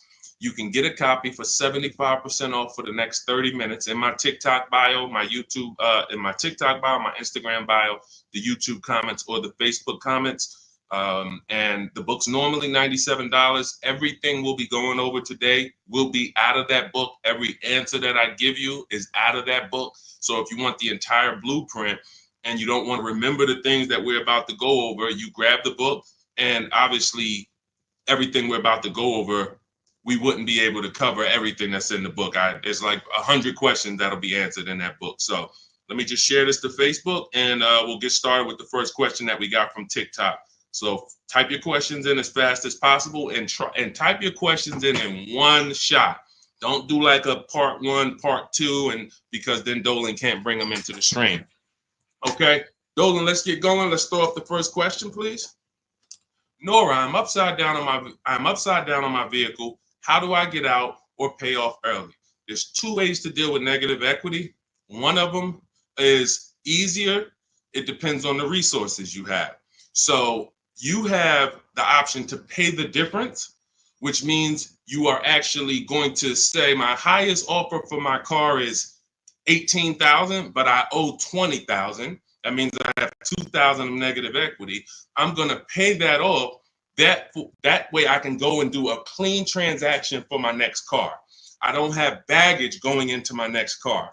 And I get to maximize the value of my current car through what we call a bidding process. So we don't trade our cars. We only get bids from cash buyers like Carvana, CarMax, Kelly's Blue Book Instant Cash Offer, AutoNation, Car Gurus, and Driveway. That's 6 cash offers we get. These are companies that fight feverishly to buy cars. They pay more than dealers, and they write checks on the spot. You literally go, have your inspection, they go into the accounting department, and they come back with a check for you. This is not like selling your car on Facebook Marketplace. So they're going to pay more than dealers. So you want to make sure, if you can, you sell to them, because that's going to be the highest offer you're going to get for your car. And that's going to be the least amount of negative equity you will have. If you can't pay the difference, then you must trade. And trading is a curse word here, because you never get what your asset is worth trading. If I wanted to trade this phone, I'm not going to get as much as I would get putting it on the open market and getting prices and offers for it. So trading is a last resort. What happens is, if you can't pay the difference, you now will go shop for your new car, find the dealer willing to sell you the car at the lowest price, and then you would ask that used car manager to value your car. I do not recommend you go into the dealer and let them just mix the deals together.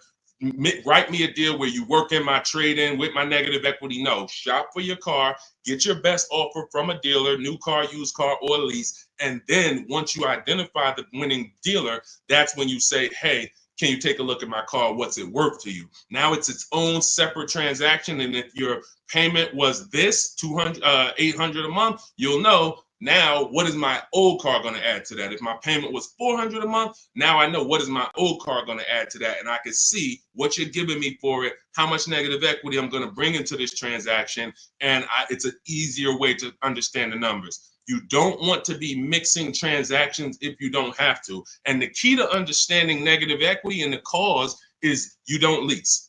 That is the cause. The only way you're having negative equity is you continue to buy cars, but you're not a long-term person. You trade them in or replace them before the loan is paid off, and someone taught you not to lease. So you're going to continue to be in this repetitive cycle because you don't lease. There are emergency situations where you need to switch cars, but if you're not keeping your cars 8 years, this is rule number 1 in my book. You should be shopping for below market lease deals, not for purchases. So that's your 2 options. Decide which one you can do, and then you make your move. Now also keep in mind, you have loan to value ratios when you have to transfer. The bank's only going to approve about 20% of what the actual new car price is. So whatever car you're buying, if you're buying a $30,000 car, the bank's only going to approve 20% more than that.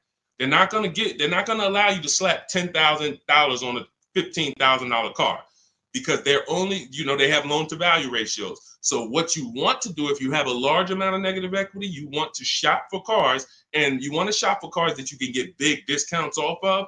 There's certain cars that have rebates. They're not listed. But in my system, what I do is I teach you how to get bids on cars, You know, we have some people, I mean, I'll show you people who've gotten 15, 20, 30,000, $27,000 off. I'm not going to exaggerate. The biggest discount we've helped someone get using our strategies is Milligan on her Mercedes-Benz. She got $73,000 EQE, and she paid $51,000 for it, 54.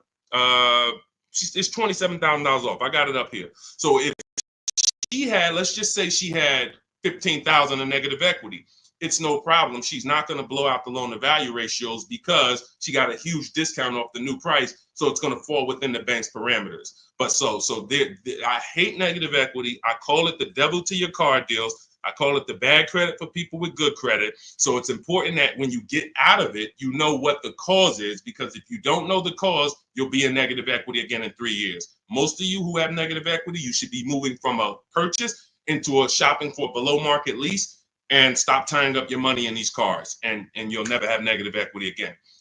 Long-term people who keep their cars 8+ years, you never have negative equity. See, that's, there's a reason for that. I'm keeping my car, I'm paying it off, I'm beating depreciation, I'm getting all the money out of my car. Short-term people should not be buying their cars. Go ahead, Dolan.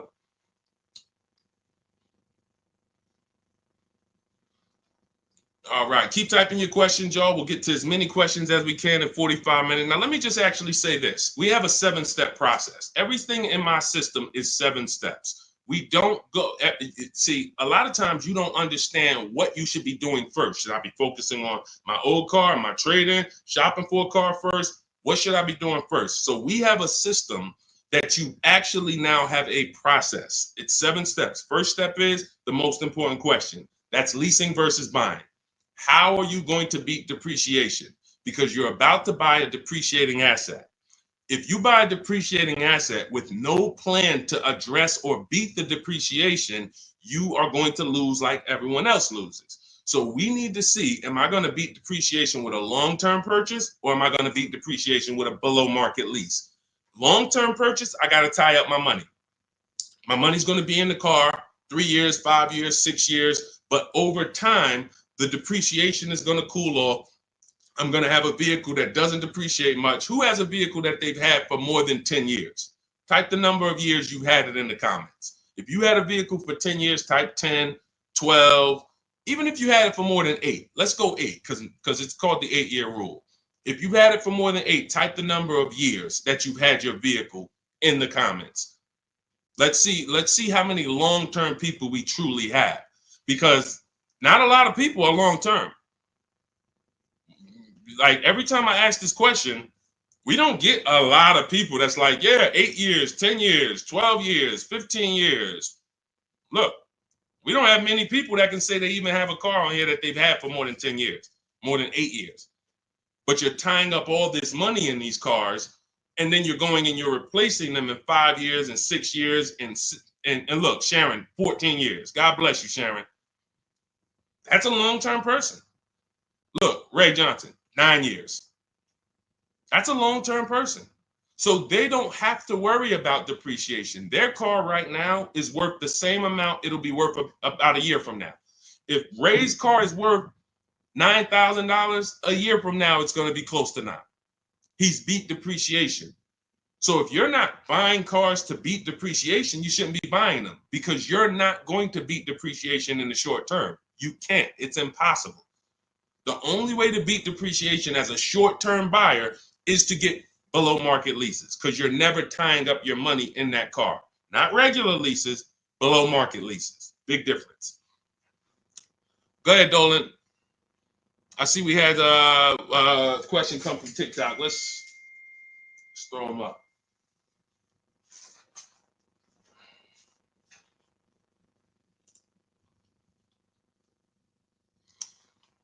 Okay, what about a fun car? I'm planning to keep my brand new car for 5 years. My previous car was a lease and traded it in since I had positive equity. That you're going to lose. Keeping a car for 5 years, a brand new car for 5 years, you're going to lose. And I'm going to show you how big you're going to lose by doing this. You can't keep a car for 5 years. If you're telling me you plan to keep a brand new car for 5 years and then replace it, this is the depreciation curve. This is the depreciation curve. You're going on a sliding board. Whatever you paid for this car, let's say you paid $35,000. In 5 years, that car is going to be worth $17,000, maybe $15,000, depending on how much you drive. You're literally going down a sliding board, and then you're going down another sliding board when you get your next car. You're wrapping up money in these cars. Now, when we look at somebody like Ray, who kept his car for 9 years, his depreciation curve doesn't look like yours. It looks like this. See, this is what it looks like when you first buy the car. You're losing value every single day. You're losing thousands of dollars in value on a yearly basis. So when you go and say, all right, I'm going to just go buy this car, tie this up, let me show you why you can't do that compared to someone who's leasing. You're going to spend thousands of dollars more. So you take somebody who got a below market lease like Zafrina. Now that's too. Let's use Zafrina. She gets a $65,000 vehicle. She's paying $579 a month. $65,000 vehicle, $579 a month. That's what we call a 1% lease or below. When you have your lease payment is 1% of the MSRP or less, that means that's a 1% lease or lower. She has a 0.88% lease. Now she's not over the next 3 years. She's going to invest in this car. 579 times 36. She's going to invest $20,000 to drive a $65,000 car. Now, if somebody bought this $65,000 car, what's their payment? Every $5,000, remember this rule, is about $100 a month on a 5-year loan. Remember that rule. Every $5,000 when you look at a car is about $100 per month on a 5-year loan. So when you look at a $20,000 car, you should automatically say to yourself, that's going to cost me about $400 a month. You look at a $50,000 car, that's going to cost me about $1,000 a month on a 5-year loan. When you don't do that, now you let them put you in 6 and 7 year loans because you're not focused on what the real cost is. You're just like, get me to a low payment. If I get you to a low payment, I'm going to put you in an 8-year loan. So we know this. Looking at her car, she would be spending roughly $1,300 a month if she bought that car. Even if she got an incredible deal, saved 10 grand off of the car, she's still going to be spending about $1,100 a month. She's putting $579 a month into this car. How do you compare $579 to $1,100? How do you compare $579 to $1,300? Let's say she bought a used version of this car. So instead of $65, she found a used one for $40. Every $5,000, $100, that's an $800 a month payment. How do you compare $579 to $800 for a used version? You can't. So when you're out here listening to people who've told you don't lease, they don't understand depreciation and they don't understand how to get below market leases. These are not regular leases. In order to get below market leases, you must employ competition. You must get at least 5 offers because every dealer's price is different. So when you walk into one Nissan dealer and they tell you it's $600 a month, you don't walk out and say, hey, Nissan's charging $600 a month. No, Nissan of Bay Ridge is charging $600 a month. But this Nissan deal over here might be at $500. This Nissan deal over here might be at $420. You need to stay at home, get multiple offers. You can do this my way through email using the systems in my book, or you can do it your way, calling around and get multiple offers. But once you see how different these offers are, you'll realize how many dealers have been ripping you off. And 80% of them do this. 80% of them, their best offer is not going to be below market. They're going to make a certain amount of money or they won't sell the car to you. But we find the ones who will. All of this is in my new digital book, Cars from Home. It's called Cars from Home, 7 Steps to Saving Time, Money, and Avoiding Dealerships. You can get a copy for 75% off for the next 30 minutes in my TikTok bio, my Instagram bio, the YouTube comments, or the Facebook comments. You'll have everything we teach step by step. You can Google the book, Cars from Home. It's already 5-star rated. We've already got tons of people using it, talking about it. And this is what I want for you. I don't want you paying above market or market value like everyone else is paying. You need to be paying below market value. And the only people that pay below market value are people with strategy. Okay, so I would tell you, Kitty Cafe, the first thing you need to be concerned with is actually leasing and not buying. You said you were a leaser. See, and oftentimes people who go from a lease to a purchase, I'm sorry to say you didn't get a good lease deal. Because if I'm paying, think about what Zafrina's paying. Let's continue to use Zafrina as an example. If Zafrina's paying $579 a month for a $65,000 car, $579 a month only gets her about $28,000. Let's call it $30,000 on a loan. So for her to go and get the same $579 payment, she's going to only have about $30,000 to spend on a car. If she goes with a 6-year loan, maybe she can get like a $33,000, $34,000 car. That's it. That's her loan. So she's going to have a hard time going from a $65,000 vehicle to a $35,000 vehicle. Most likely she's going to get something used. It's going to be older, and she's going to be like, wow, I'll just keep leasing. But if she was paying what other people are paying for this same Jeep, which is probably, I would say a lot of people for the same Jeep would probably be paying about $800, maybe $900. People with no strategy, they're probably paying $900 a month to drive this $65,000 car. It's easy to justify. So they're paying $800-900 a month. Then yeah, she might say, well, maybe I'll just buy something because I'm paying almost $1,000 a month to lease. But that's the difference between a below market lease and an average lease. There's a big difference. All right. Go ahead, Dolan. Next question. The leasing versus buying thing is really, really what's hurting a lot of you. The leasing versus buying thing and the not getting below market leases. There's so many bad things about what's been out here with leases. It's horrific. I spend every day putting out information trying to dispel this. But I realize there is so many voices that have told you guys things. But here's the thing. I talk numbers. And I show numbers. If you pay attention, the people who tell you about leasing never talk numbers. They never show you numbers.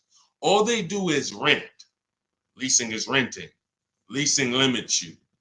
You limit, they pick your mileage. You pick the mileage. It's so much bad information. But I've been leasing since I'm 22 in the car business. Got my first lease Pontiac G6. $20,000 vehicle. I was paying $256 a month for it.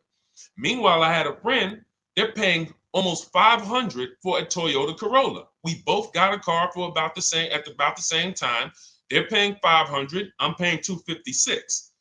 I'm seeing what they're going through with their car breaking down, getting older, because they kept the car for a while, getting older, and now I'm on my second car, paying a low payment. And as a young person, you don't want a $500 payment. I didn't need a $500 payment when I was 22, just had my daughter. I needed that $256 payment.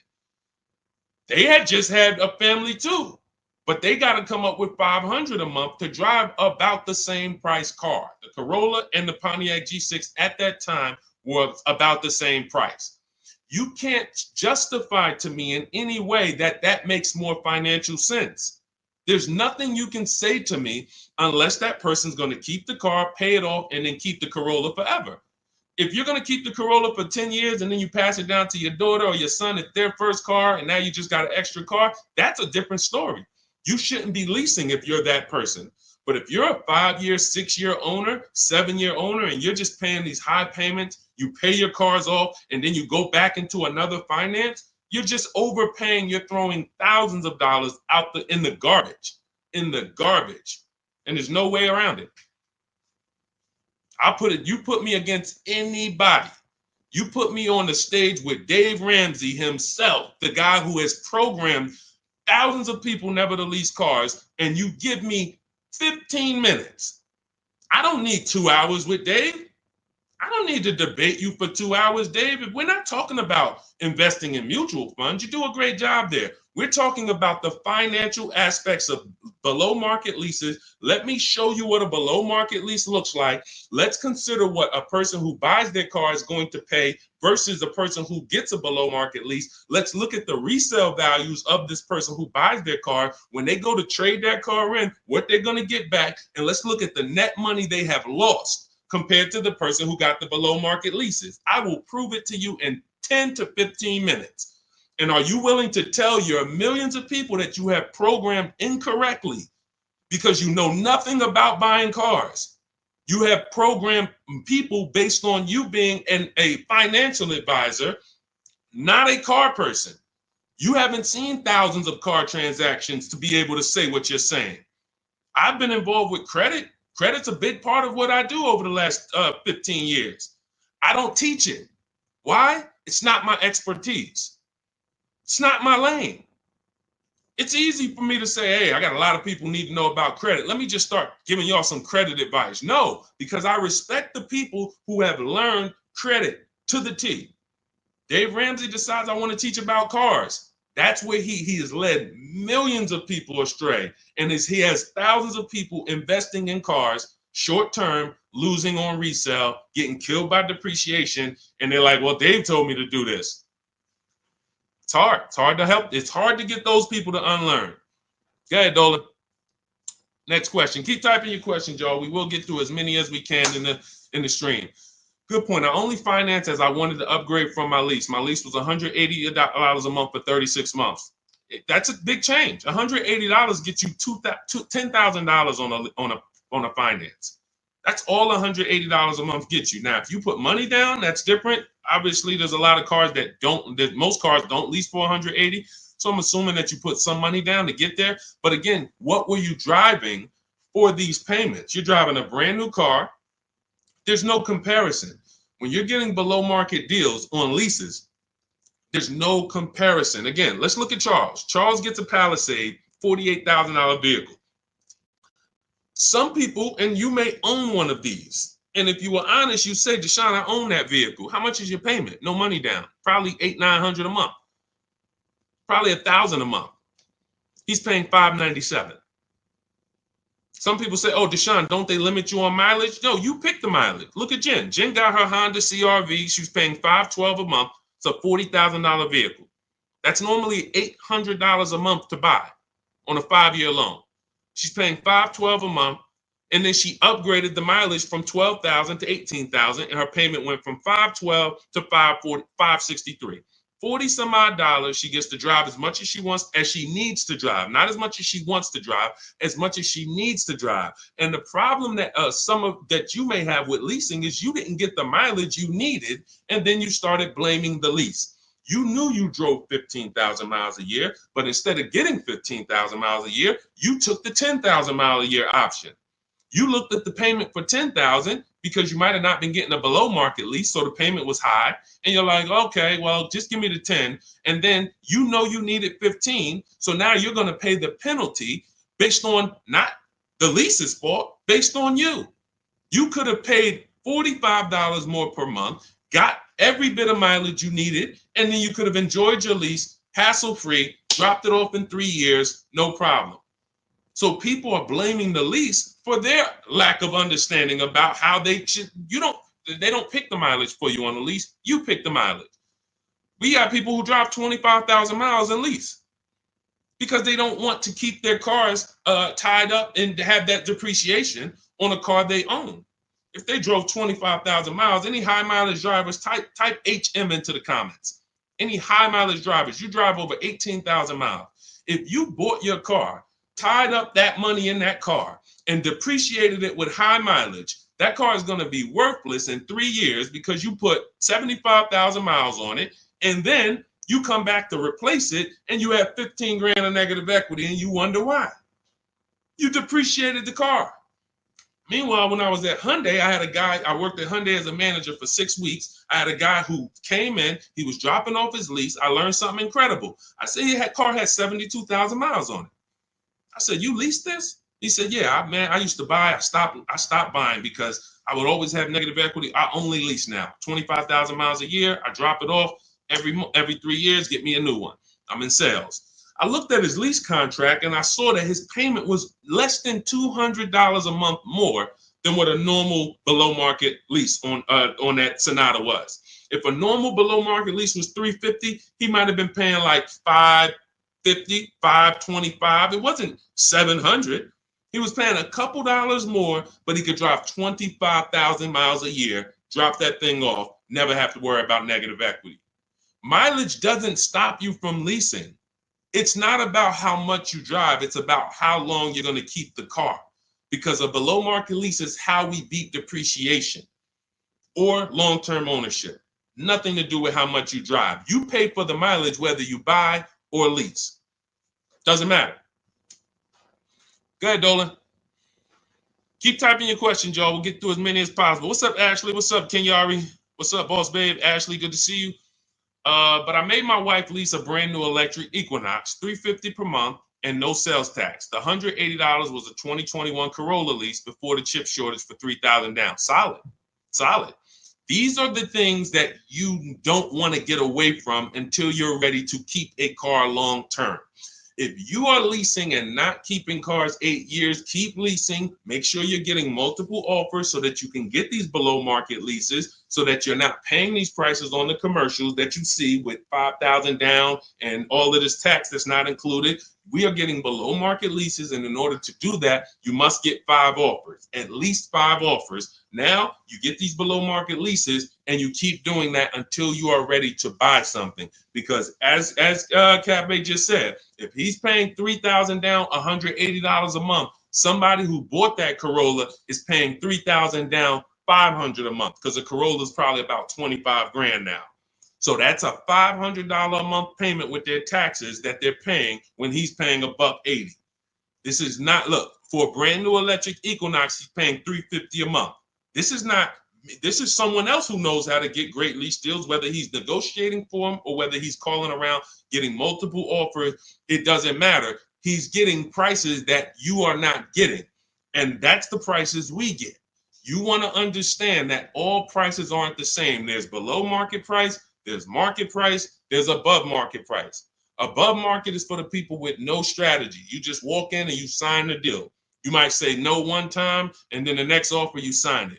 Market value is for the negotiators who are trying to feel for the bottom. You don't know where the bottom is, but you say, hey, take $2,000 off, we got a deal. Give me invoice price, we got a deal. You're paying market value. You're not getting anything special because there's hidden money, rebates, incentives that you don't know about. There's markups in the lease contracts, in the money factor, money hidden, you don't know about. And you'll never know about it until you get multiple bids. But below market price is reserved for the people who are shopping multiple dealers. We do it from home, getting multiple offers, and now you're paying $350 a month for a car that other people are paying $600 a month to own. You cannot justify pulling up in the same car and one of you is paying $350, one of you is paying $600. But the one who's paying $600 says, well, I'm going to own this. But by the time you pay it off, you're just going to turn around and get another car and do it all over again. So you never win, ever. It's a bad way to move. Go ahead, Dolan.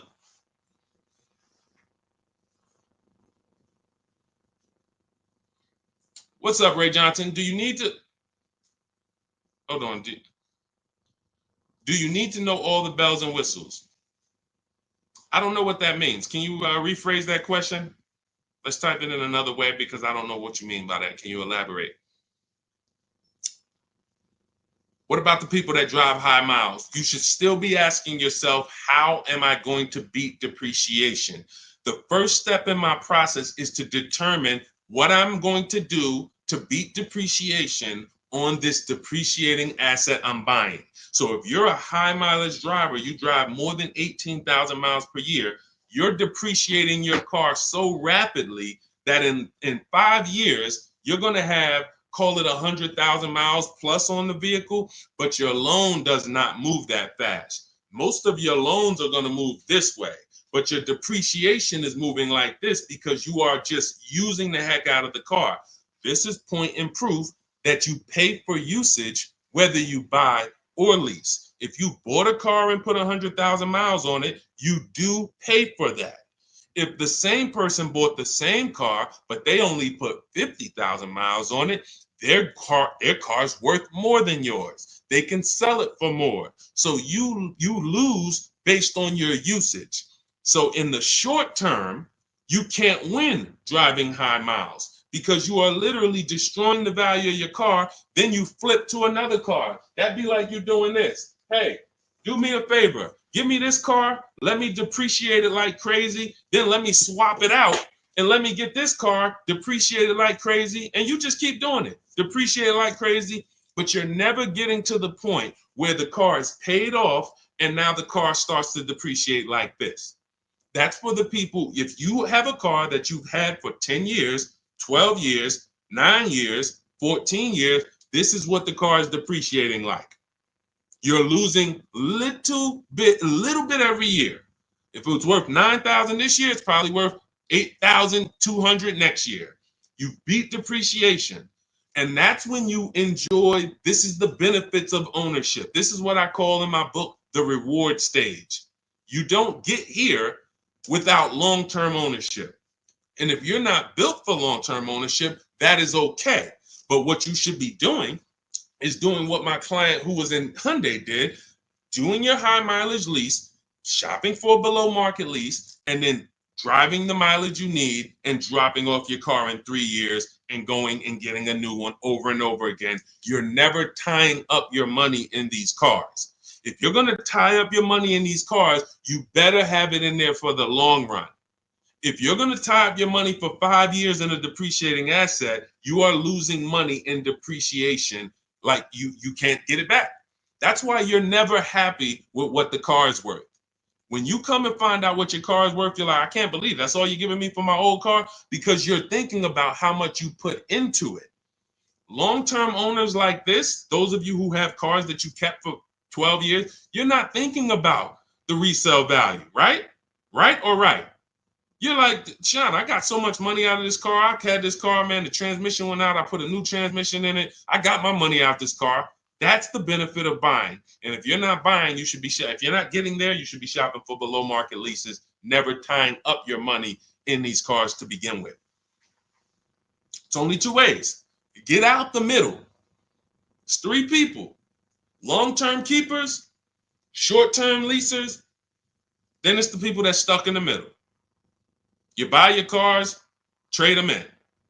You lease the car, you buy the lease. Stuck in the middle. Go ahead, Dolan. All of this is in my new digital book. If you're like, Deshone, there's no way I'm going to remember this. You can get my new digital book. It's called Cars from Home, 7 Steps to Saving Time, Money, and Avoiding Dealerships. It's already 5-star rated. Thank you to everyone who has rated and reviewed the book on Goodreads. We appreciate you. You can get your copy. It's normally $97, but for the next 30 minutes, you can get your copy for $24, which is 75% off if you get to my TikTok bio, my Instagram bio, the YouTube comment link, or the Facebook comment link before the 30-minute timer hits zero. After the timer hits zero, price does go back up to $97, and it's worth every penny of $97. This book will be the top 3 most valuable books in your library. And when I say valuable, I mean the books that save you money. There's only a few books. I got a bunch of books. You guys can see I'm grabbing them. There's only a couple of these books that have actually put money in my bank account or helped me save money. There's not a lot of them. This will be the top 3 most valuable books to your bank account. That's all I care about. So go grab your copy, TikTok bio, Instagram bio, YouTube link, or Facebook comments, and you'll have everything we teach in the blueprint of how to get below market leases, below market purchases, below market new cars, used cars, high mileage driving. Everything is in there step by step. It's a blueprint. All right. Go ahead, Dolan. All right. Buy a car for the first time. I'm going through my bank. My budget is $8,000 and I finance the rest. So you have $8,000 cash. You want to see, can I get a vehicle without using that cash? So if you're talking about financing, first thing you want to decide is, what can we get without a down payment? So depending on where I want my payment to be, let's say $350 a month. Maybe I want it to be $350 a month for 5 years. Well, can I get a car with everything I want, everything I need, $350 a month for 5 years? That's my budget. If I could do that, I don't need a down payment. Now, if you say, okay, $350 a month for 6 years, no money down, that's a little more money. If you say, all right, $350 a month for 5 years, but then I'm going to use some of my down payment. Now I can get even more car. And then your max budget might be $350 a month with my down payment for 6 years. See, all of those numbers didn't change, but the terms changed and what you bring to the table changes. That budget doesn't change, but you don't realize if I get a car for $350 a month for 5 years, I paid less than if I get a car for $350 a month for 6 years. So these is how we budget. I actually have a tool in my book called the Perfect Budget Calculator I created, where you put in your preferred down payment, you put in any equity you have from your old car, you put in your max monthly payment, you put in the average interest rate, and it'll give you up to 6 goals that you shop from. So when I went and got my used Infiniti truck, I had 6 goals. One of them was no money down 5 years. Next one was no money down 6 years. Third one was money down 5 years. Money down 6 years. Then the fifth one was money down and the equity I had from selling my old car. And then the sixth one was money down, equity, and 6-year loan. See, there's multiple ways to budget where you don't go over your max. But I find the problem is when we budget with our max in mind, I only want to spend $500 a month, $500 a month, $500 a month. You usually go in and you spend what? $600, $550. You're putting $1,500 on a credit card because you didn't calculate the taxes. The tool in my book, the Perfect Budget Calculator, calculates the taxes in your state. So you don't go in and say, oh man, I didn't know there was another $3,000 in taxes and fees. Who's had that happen? Oh man, I thought we was making a deal, but you forgot about the taxes and fees. See, all of this stuff you don't realize should be normal in a complex financial transaction. But what they've taught you in the car business is to just treat car buying like you're buying a TV because it makes them very rich. I've been in the business for 14 years. I sat next to people who I know shouldn't be in the business, but they're not going to get them out the business. They make a lot of money for the dealerships. They'll always have a job. Even if they get fired here because the customers start complaining, they'll go there and they'll say, hey, look, I made 300 grand at my last place. Oh man, when can you start? These people are always going to have a job. So when you look at the industry and say, okay, if this is what the industry is like, what do they care about me? They don't.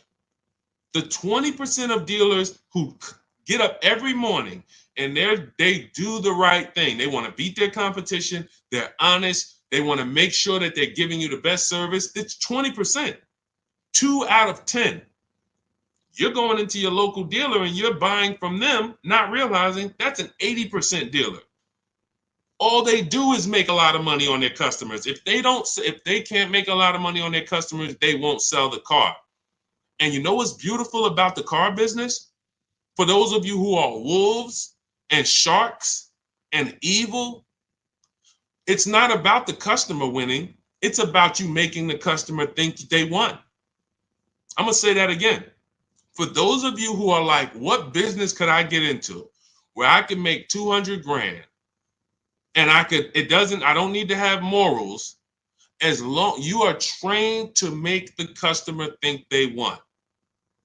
And that's all it's about. If that's why you start high and you come down. If you know your price on your car is $600 a month, you start at $800. This is what the worst people do. You know that the full price for your car is $600 a month.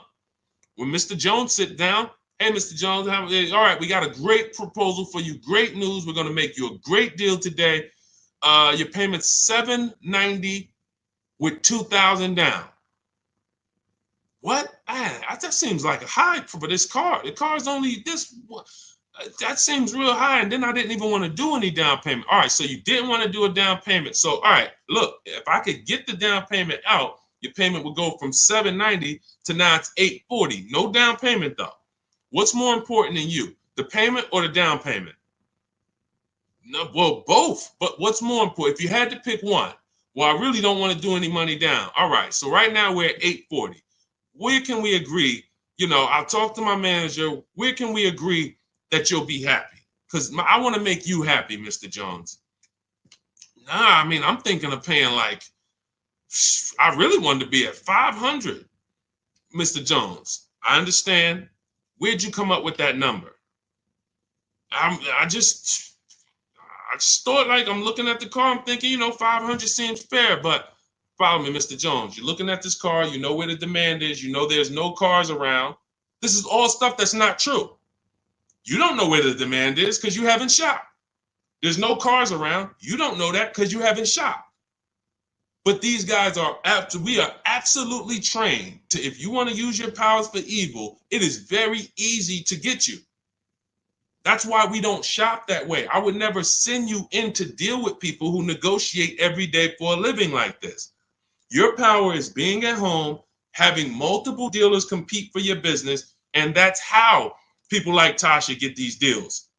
Thousands off on a brand new car, only 1-year-old car. This is how we got grandmothers who do this. Look, India, ridiculous deal on a Toyota. Look, Hyundai, 365 a month, no money down. 2024 Hyundai Elantra, limited with the leather in it.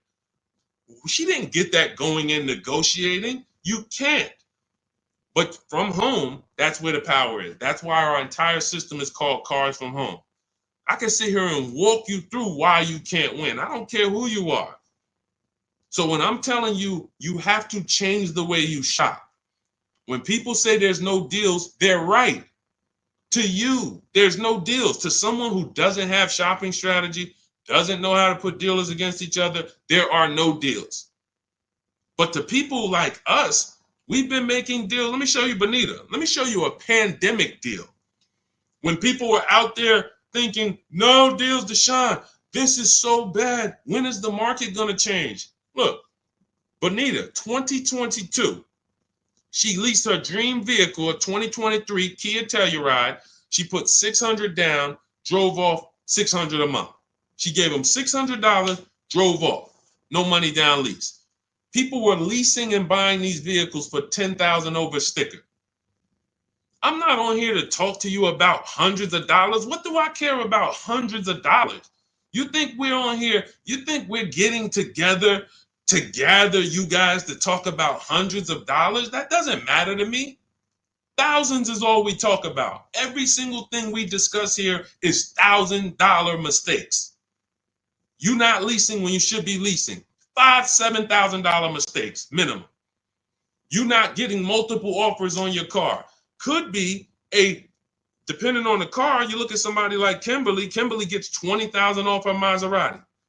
$20,000. Sean gets $20,000 off his F-150 Lightning.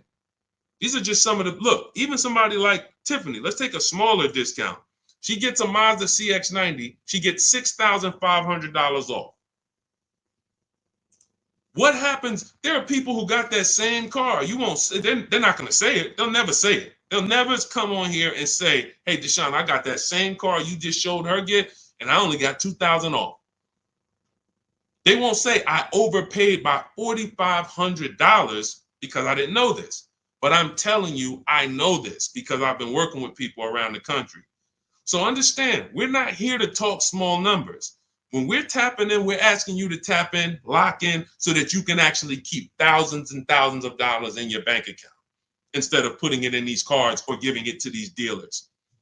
That's it. So everything we discuss is out of my new book, Cars from Home, 7 Steps to Saving Time, Money, and Avoiding Dealerships. It's a 7-step process. Doesn't matter whether you're leasing, 7 steps. Doesn't matter if you're buying new, 7 steps. Buying used, 7 steps. You want to sell your leases, which who didn't know you could sell a lease? Put a question mark. Who didn't know you could sell a lease? Type a question mark in the comments.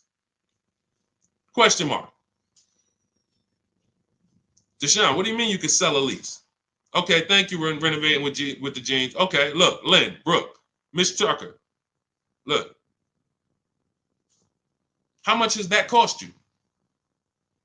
Not knowing, and we begin to teach people to do this during the pandemic because every single car was $7,000 to $10,000 more than it was truly worth. So a Jeep Grand Cherokee, I sold my Jeep Grand Cherokee for $28,000 after I had leased it for 3.5 years. 39 months, I leased it, and then I sold it for $28,000. The vehicle, brand new, was $35,000. Brand new, that Jeep Grand Cherokee Laredo that I leased for $330 a month, paid $330 a month for 39 months. I sold it for $28,000. CarMax won the bid, and I put $9,800 in my pocket. I helped my mother sell her lease on her Mazda CX-5 for $10,200 in equity she put in her pocket. Now, those equity numbers don't exist anymore.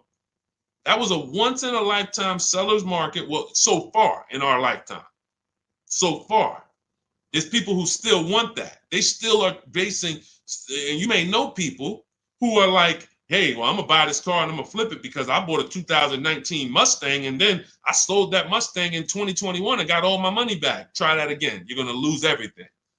It's over. It's over. That was a limited inventory, global shortage, chip shortage. Everything's worth $7,000 to $10,000 to $12,000 more. Those who cashed out won. Those who cashed out at that time won big. You can look back over history, and I helped a lot of people do that. You can look at my videos. Some of my biggest videos, 5 million views, 3 million views, had to cash out. People coming on there, yo, I just sold my lease. I made $7 grand. Yo, I made 10 grand because of you. Yo, I sold 2 leases. I'm telling everybody during the pandemic, cash out, cash out, cash out, cash out. You won't be able to do this again. But there's still money to be made if you have equity in your lease. There's still $2,000, $1,700, $3,000, $4,000. Some of you low mileage people who you lease, but you only drive 5,000 miles a year. There's equity there. But you got to know how to get it. You got to know how to get bids. What's the process? And get we get bids from CarMax, Driveway, Carvana, Kelly's Blue Book Instant Cash Offer. What is that strategy alone worth? Just the cash out, just the equity assessment, step 2 in my process is worth. For those of you who trade in cars, that right there, one step out of my 7-step process is going to be worth thousands of dollars to you. So you can get my new digital book, Cars from Home, 7 Steps to Saving Time, Money, and Avoiding Dealerships, and you can get it for 75% off. That's my welcome offer to you, but it's only for 30 minutes. You go to my TikTok bio, my Instagram bio, the YouTube comments, or the Facebook comments, click that link, and get your copy for 75% off. You won't even pay the $97 price. You'll pay $24, but you got to get there before the timer goes to 0, and then it goes back up to $97, which is worth every penny. Book's worth every penny at $97. It'll be in your inbox in 2 minutes. And make sure as soon as you get the book, you screenshot the thank you page, because the link to open the book is actually on that page. You open the book on that page, and I also email you a copy. But my support team's email is actually on that page as well, because sometimes you type your email wrong, you're typing fast, you're trying to hurry up and get it before the sale ends, and then you end up typing your email wrong. We can't send the book to a wrong email, so that you'll have my support team's email there. But this is the most serious thing outside of buying a house. There's nothing more serious to me. And some of you are not going to even buy houses. Some of you are like, Deshone, I'm a renter. I don't plan on buying. That means the car is your most expensive purchase. And you're going to do it over and over again. You might have 5, 10 of them in your lifetime or more. You lose $5 grand on every one because you didn't have strategy. That's a tough gig. That's a tough gig. I wouldn't want to be in that situation, and I'm not going to be. And anyone who's listening to me is not going to be. Go ahead, Dolan. Let's keep the show on the road. Do you need to know all the extras you want? Upgraded sound system items that are not in the base price? Absolutely. Whenever we buy a new car or we shop for a lease, we always build our car. We go on the site because we want to know everything's available, because we don't want to get a car and find out there was an option we wanted that we didn't get. And we also want to know what we can live with and live without. And we want to build our car to come up with an MSRP. So if the car you want the panoramic sunroof, you want the blind spot monitors, which most cars come with now, whatever it is, you need to have an idea of what that's going to cost. So once we build out our car, we determine our car is $42,900 the way we want it. Now, most times we're going to reach out to dealers and they're not going to have the exact car. That's why we always come up with, when we're leasing, we come up with a couple colors. Buying, we don't compromise as much, because this is a car you need to love. You're going to have it for 8+ years. You don't want to compromise on what you want, or be talked into something, or let you convince yourself of getting something, a color you really don't love, because you're buying this car to keep it for the long run. Now, on a lease rather, you can be much more flexible, because in 2.5 years, you're getting ready to shop again. You get a 3-year lease, 2.5 years, 6 months left, it's time to shop again. So we want to make sure we can be more flexible with that. But yes, we want to know how much it's going to cost so that we can start to budget We always say with a lease, when we build out our car, we take 1.25% and we use that as a gauge of around about what it should cost. So if we're looking at a car that's 42,300, we multiply that by 0.125 and we say, okay, 528, that's a fair below market lease deal. Now, if we can do better than that with bids, we will.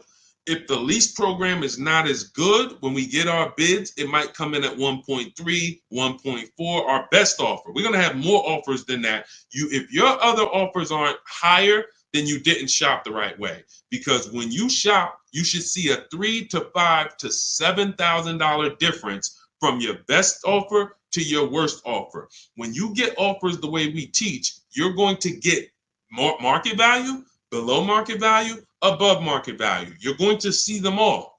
And you're going to be like, wow, I can't believe all these dealers, this their best offer? Yes, they want to sell and make a lot of money. But we don't care about them. I don't focus on the 80%. We're looking for the 20%. So we use this as a gauge to say, all right, this is around about what I think I should be looking at paying, depending on the deal that I get when I actually get my offers. So that's why it's important for us to build the car.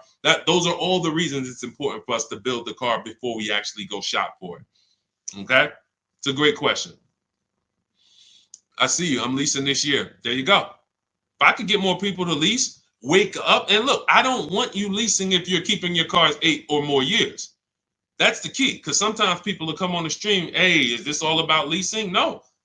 If you're buying, there's so many things you need to know about getting below market purchases.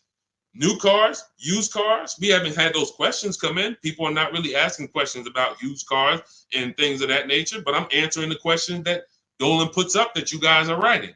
So when we look at purchasing, there's a ton of questions that we got to look at. Ton of questions. But when it comes to people not keeping their car 8 years, you should be shopping for leases. You're not keeping a car long enough to beat the depreciation. The depreciation is going to kill you, not the loan. Doesn't matter. Loan's okay. You could pay cash. Doesn't matter. The depreciation is going to kill you. That's what you're doing. You're buying a depreciating asset, trying to keep it short term, flip it, and do it again. You can't win. The only way to win with a depreciating asset is long-term ownership, or never tie your money up in it in the first place, which is a below market lease.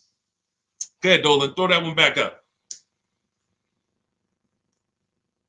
Arturo, does your credit score affect the lease? Sure. You want to have fair credit? I always tell people you want to get to about a 660, 680, similar to if you were trying to get a good deal on a house.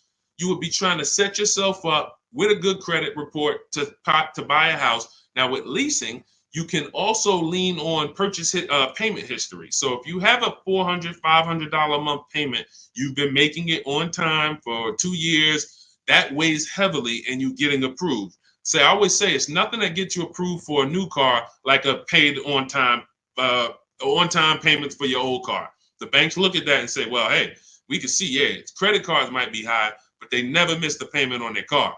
They never miss that $500 payment. That means something to the banks when your credit score is a little in that marginal in that marginal range or that mid range. So I always tell people, get to a fair range, work on your credit so that you're able to lease, and don't tie up your money in a long-term purchase because you can't lease right now. If I couldn't lease right now, my only mission would be to get an inexpensive car, get my credit to a 660, 670 to lease. I wouldn't be trying to get a Dodge Charger, $20,000, $30,000, $40,000 car. I'm going to pay 20% interest. And when I go out to replace that car, I'm going to have so much negative equity because the interest alone is going to bury me because I don't have good credit. So now I'm no closer to leasing. My payment is going to be high. And I usually end up with an older car because I'm trying to squeeze my way into a nice car that I could show off and feel good about. I work hard. I want to be able to drive something that, I feel good about. But you haven't qualified yet. You haven't qualified to drive something great yet. If you have a 500 credit score, 600 credit score, you're not qualified to drive something ideal yet. You should be sacrificing to get set up so that I can make a power move. And what you do in getting set up is you get the least expensive car. that you can get a loan on. You get a $10,000 car, quality, small car. Try to get something that brand new was $24,000, $25,000. Hyundai Elantra.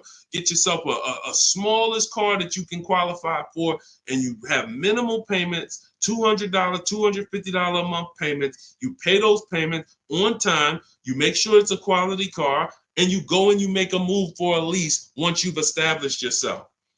Or you can just do what other people do and say, you know what, who could get me in this brand new whatever, or who could get me in that, used Mercedes? And you're going to lose in every way. The quality of the car is not going to be ideal. The loan is going to be out of control. The interest is going to be ridiculous. You might not get a great price on the car because you come in looking desperate. You need a car, not want a car. You need a car. So nothing is working for you. Everything's against you. So it's much better for you to discipline yourself. Say, look, I don't mind driving something that I don't feel great about, but I'm working on my credit. I'm going to make these payments on time. I'm going to get myself to a 660. I'm going to have 2 years of on-time payments, and then I'm pulling off the lot in a brand new lease. Power moves. That's a plan. Go ahead, Dolan. And in my book, that's called the SMART car strategy. It stands for saving money at the right time. If you can't qualify for a lease, your only goal should be to set yourself up to lease. Now, if you're buying and your credit's not good, I'm an 8-year person. I keep my cars 8 or more years. Nothing wrong with buying a higher priced car and refinancing it later. So if you say, hey, I need to get, if you're a long-term person, your goal should be get a great price on the car. You're going to pay more in interest and then fix your credit. And instead of changing the car in 2 years to a lease, you would change the loan, refinance, and then you would keep the car. So it's depending on long-term versus short-term is everything. That's why in my book, it is step 1.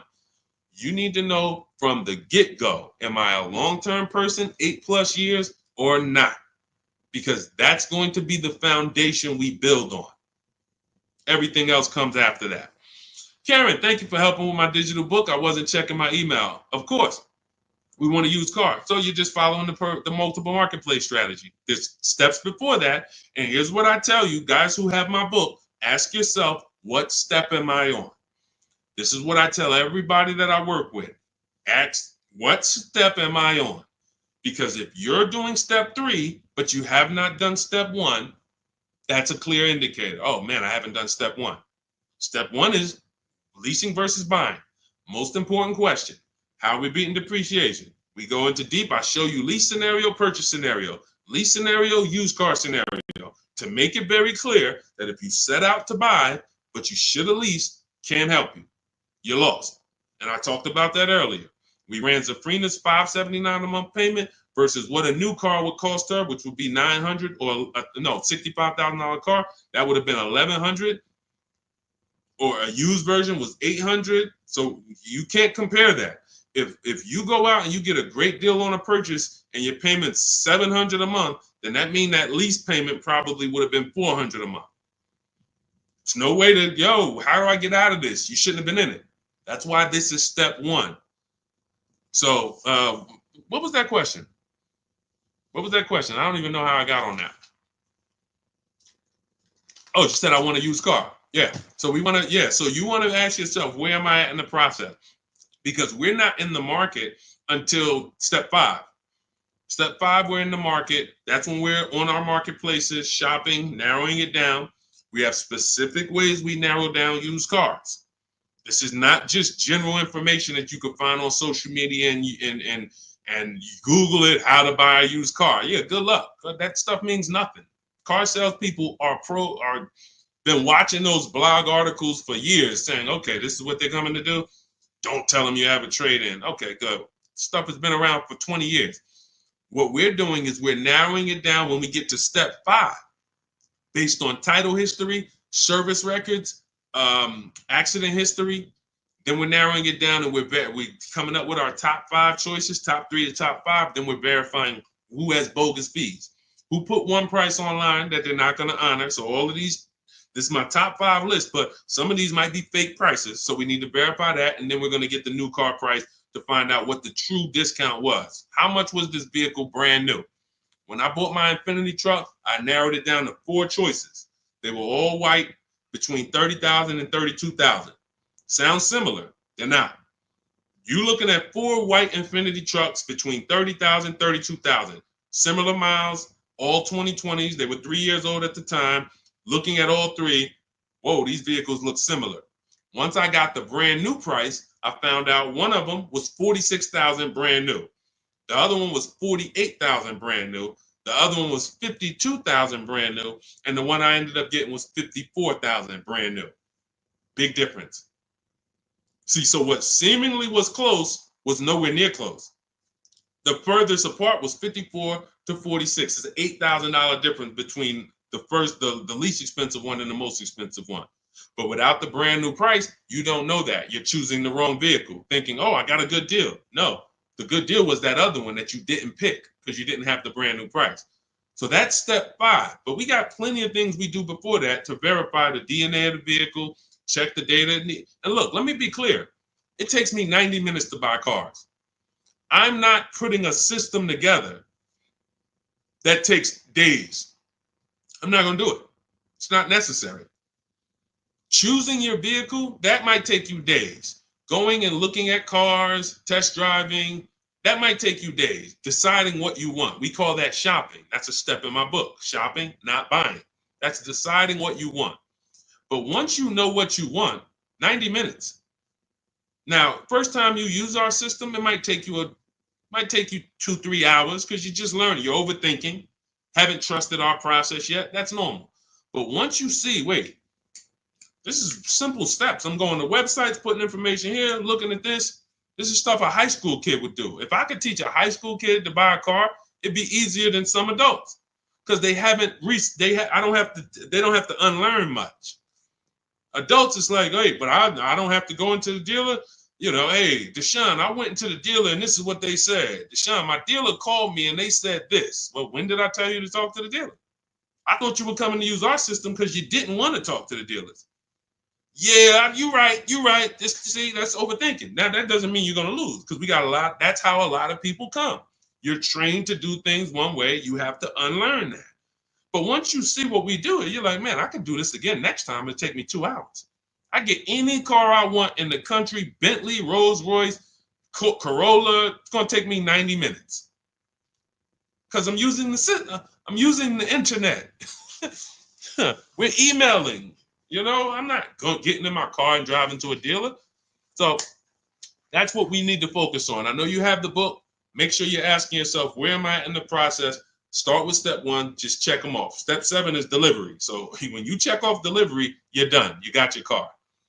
All right. Everything that I'm teaching is in my new book. It's called Cars from Home. It's a digital book. It's called Cars from Home, 7 Steps to Saving Time, Money, and Avoiding Dealerships. You can get your copy for 75% off. It's part of my welcome offer. It's normally $97. But if you get to my TikTok bio, my Instagram bio, the Facebook comments, or the YouTube comments before the 30-minute timer hits 0, you got your copy for 75% off, which is $24. And it'll be in your inbox in 2 minutes. So once the timer hits 0, price does go back up to $97. And it's still worth every penny at $97. Go ahead, Dolan.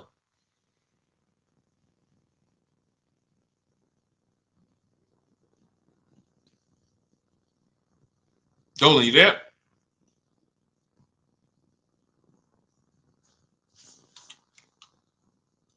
All right. Is it worth buying a BMW or Mercedes brand new or pre-owned certified? That's a matter of budget. As long as you're going to keep the car 8 years, the only difference between a new or used purchase is budget. And if you can afford both, now it's about your values. Do you want a new car because you only buy a new car every 10 years and you're like, man, I'm going to treat myself, I could afford it? Or do you want a pre-owned car because you're like, hey, I want to treat myself, but I could also take a 2 or 3 year old one and I'll be just fine with that.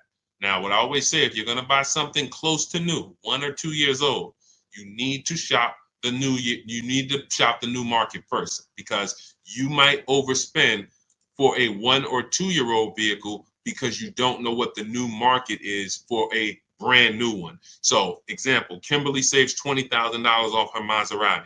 Sean saves $20,000 off his F-150. Milligan saves $27,000 off her Mercedes-Benz. So when you look at these vehicles, and I show these deals, if you're on YouTube, if you're on YouTube, that's Melissa. If you're on YouTube or Facebook or Instagram, you can see these. You zoom in here, you can see she saved $27,000 off her Mercedes. And some of these vehicles, even with these leases, you'll see people have saved 10 grand, 7 grand. Now, let's take the more dramatic discounts over 10 grand. If you can save over 10 grand on a brand new vehicle, then that means when you go buy a 1-year-old one, what should you be saving? If I know that the new market is 10 grand off, then for a 1-year-old one, I'm looking for about 18 grand off. I'm not looking for 15 grand off. 5 more thousand, I'll get a brand new one. So I need to know what the new market is to know what the used market should be. Now, this is once you get to 3 years old, you don't need to do this, because 3-year-old vehicles, there's a lot of options, because there's only 2 ways dealers get most cars. They're going to buy them off their customers, or buy them from auction, or they're going to buy them after the lease. So 3 ways. Buy them after the lease. Most leases are 3 years. They're going to buy them from their customers. Most people don't trade their cars in 2 years. Or they're going to buy them from auction. And most people are not getting rid of their cars in 1 or 2 years. So you don't have a lot of options to choose from. You have limited competition. And when you have limited competition, you have a high chance of overpaying. But if I shop the brand new market and I see, wait a minute, on this car, brand new, I could get $20,000 off. Now, some of you might say, wow, if I could afford, I'll just get a brand new one. If that's the market, because I didn't know that the discount was going to be that big. But once you see this, okay, I know I can't pay more than on a used one. See, somebody who would buy a 1-year-old F-150 Lightning, truck's normally 70,000, 73,000. So they might look at a 1-year-old one for 55 and be like, wow, that looks good. Thank you, Renovating with the Gene. They might look at it and be like, okay, wait, this is a 1-year-old vehicle and you asking 55,000 for it? That sounds good. Because it's brand new. How much is it brand new? Well, 73 brand new. Whoa, that's a big discount, man. All right, yeah, I ain't gonna even argue with you. Let me get that. Not realizing that the brand new market on that vehicle, the person saved $21,000. So 73, 63, 53. So literally the brand new market on that vehicle was lower than what you just paid for a 1-year-old vehicle. And what's going to happen when you go to resell that vehicle later? You're going to lose because you overpaid by thousands of dollars. So this is so important to understand. People overpay for used cars all the time for a variety of reasons. They don't know what it was originally. What was the original new car price? To even know they're getting a good deal on a used one. They don't know what the actual new car, again, this is for the 1 and 2-year people. You got options because somebody asked, hey, should I buy brand new or should I buy pre-owned? That means you probably have the money to afford both.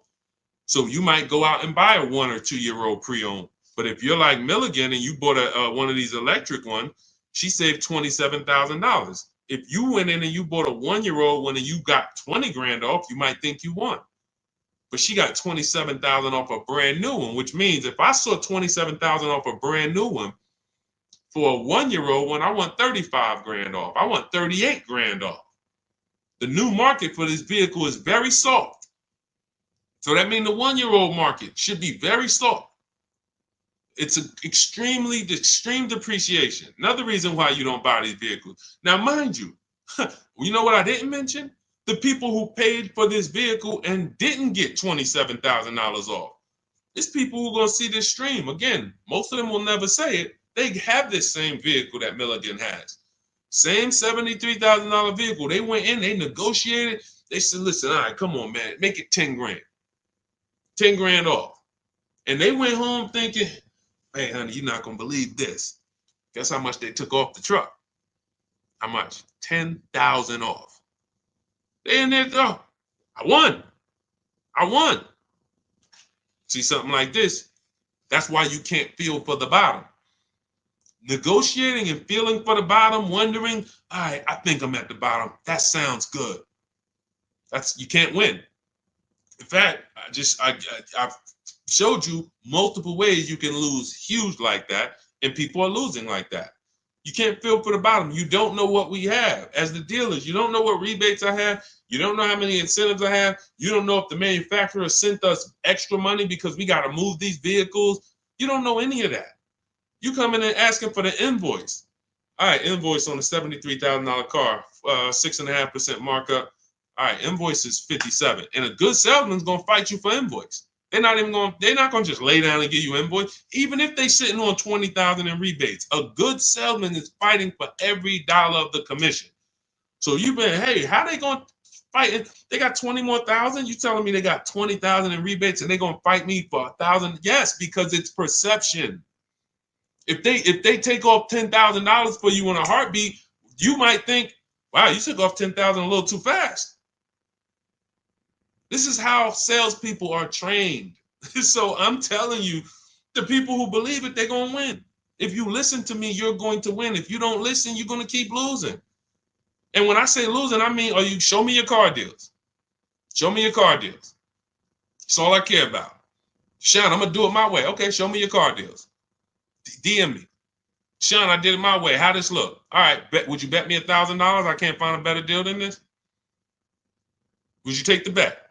I'm looking at your deal. You did it your way. Yeah, I went in. I negotiated this thing. Okay. Would you bet me $1,000 that I can't find a better deal than this? Oh nah, man. I don't think I want to take that bet. I know you don't, because you don't have confidence that you actually got the below market deal. You might have got the best price from that one dealer. I don't doubt that. But that dealer is an 80% dealer, and his competition would blow this price away. But because you didn't talk to his competition, you never gave his competition an email, you never gave them an opportunity, you don't know that they would have beat this price by $3,000 or $5,000 or $10,000. That's what we do here. That's what Cars from Home is. That's why our system is called Cars from Home. All our deals, 90% of what we do is from home. 90%, and sometimes 100%. Only time we can't do 100% is if a dealer doesn't deliver or we're buying a used car. Used car, we must go to the dealer. We must test drive that. That's our last step in our process before we lock the deal up. We cannot, but we've had tons of people who never left their house. I have a couple of them on here. Delivered the car. Let's see, we got people on here. Leasing process went quick. Sent the email. Anyway, I could pull up a bunch of people who just did.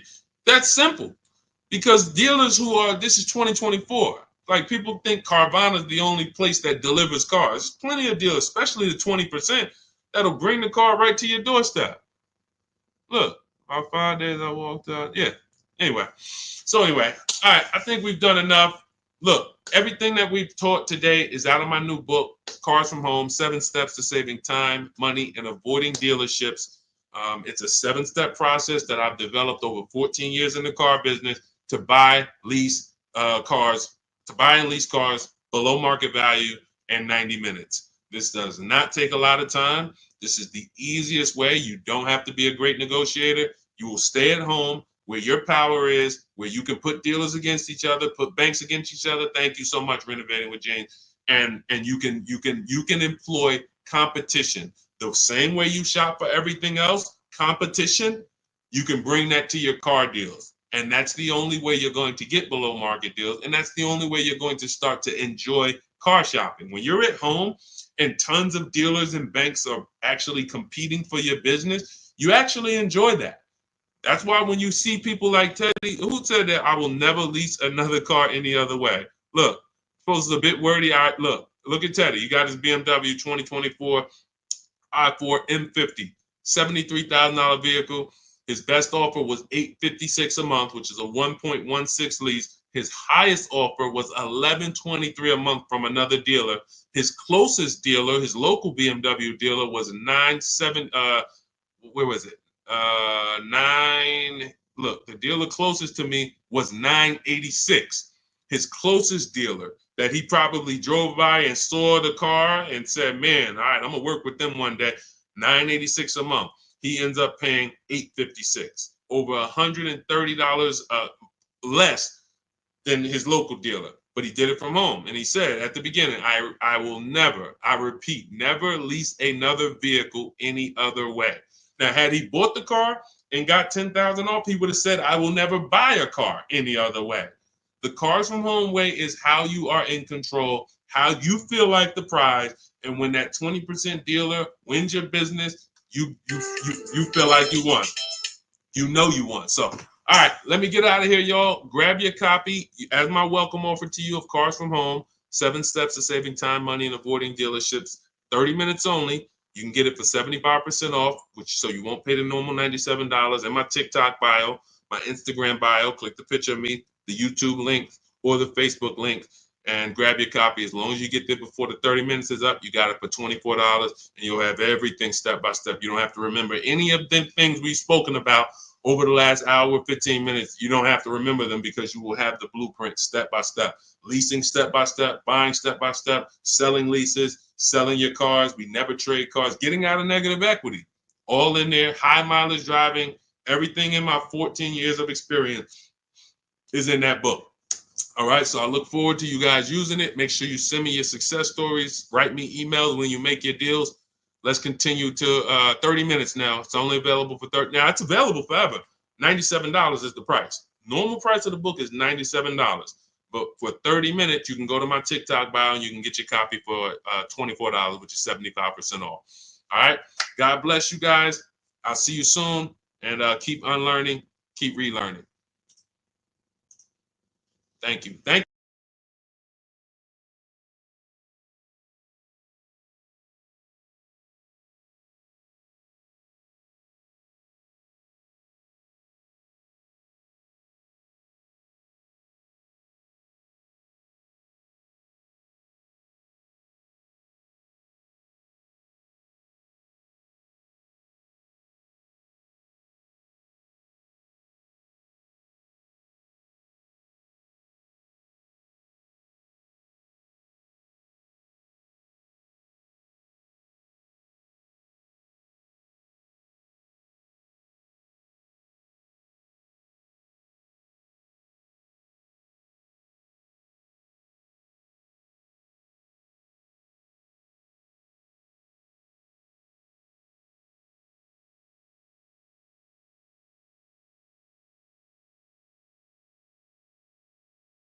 5 Cynthia Page, good to see you.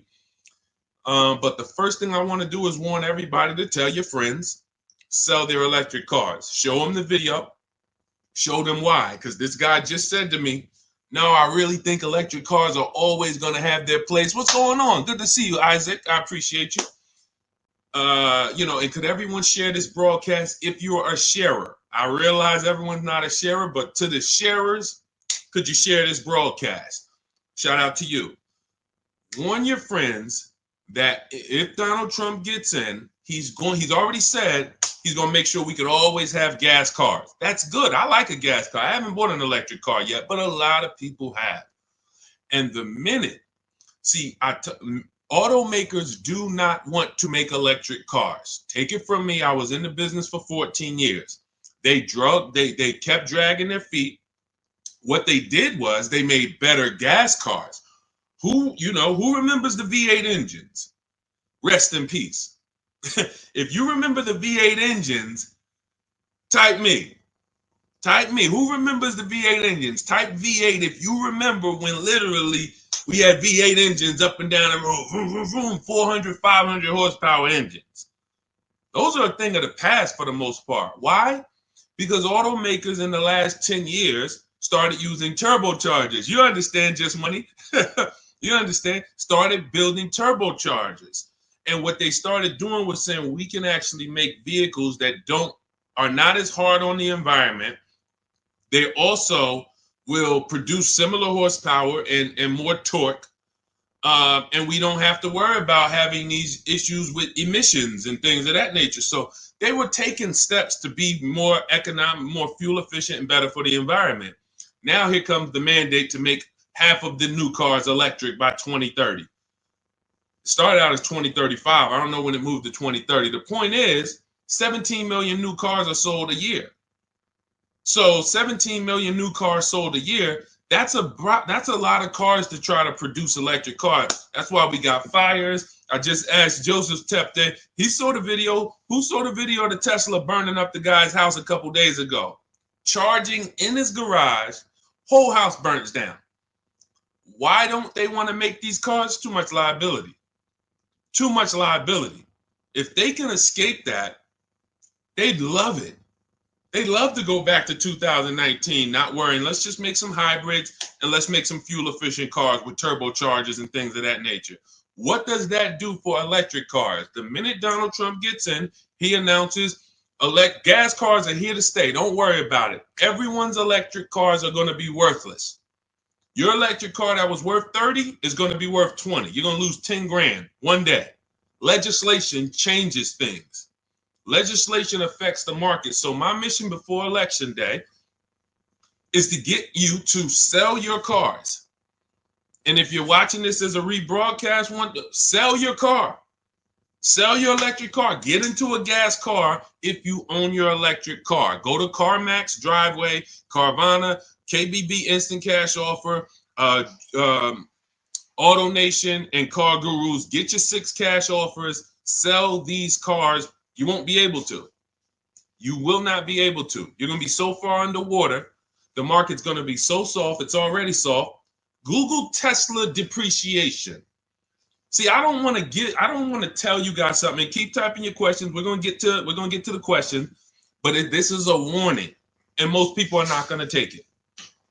Most people, just like when I warned people in 2022, do not go out and buy these overpriced cars. Learn to shop so that you're not buying used cars that are going to be worth half because they were selling them all through the pandemic. 80% of dealers were selling used cars that were just 10, 20 grand more than what they should have been selling for. I told them, don't buy these cars, shop around. Now what we got?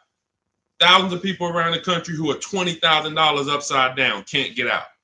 I realize though, but if I could help 10 people, if 10 people say, Deshone, you know what? My man told me, sent me your video.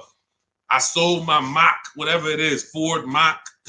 I got out of that thing right before. I'm glad. If we can help a couple people, God bless us.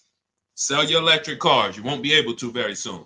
And if you're going to keep them till the wheels fall off, then it doesn't matter. If you're going to keep it till the wheels fall off, it doesn't matter. But if you're planning on replacing this thing in 2, 3, 4 years, sell now, immediately. Get out of it right now. All right. Let's go. All right, we got a couple questions. We're live on Instagram, Facebook, YouTube, and TikTok. And, we'll be live for probably at least 45 minutes answering all types of questions. For those of you who don't know me, I'm known as Deshone, the Auto Advisor. I spent 14 years in the car business.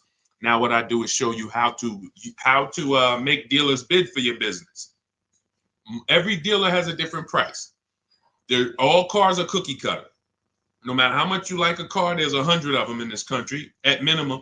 Even the most rare cars, Bentleys, you have 20, 30 of them around the country that you can shop around so that you can see. But if you use online tools like the tactics I'm going to tell you in this live, you will save thousands of dollars. You'll get below market deals on leases, new cars, purchases very, very easily. Very easily. All right. So feel free to ask your questions. Let's get to it. I see we got a couple that came from TikTok.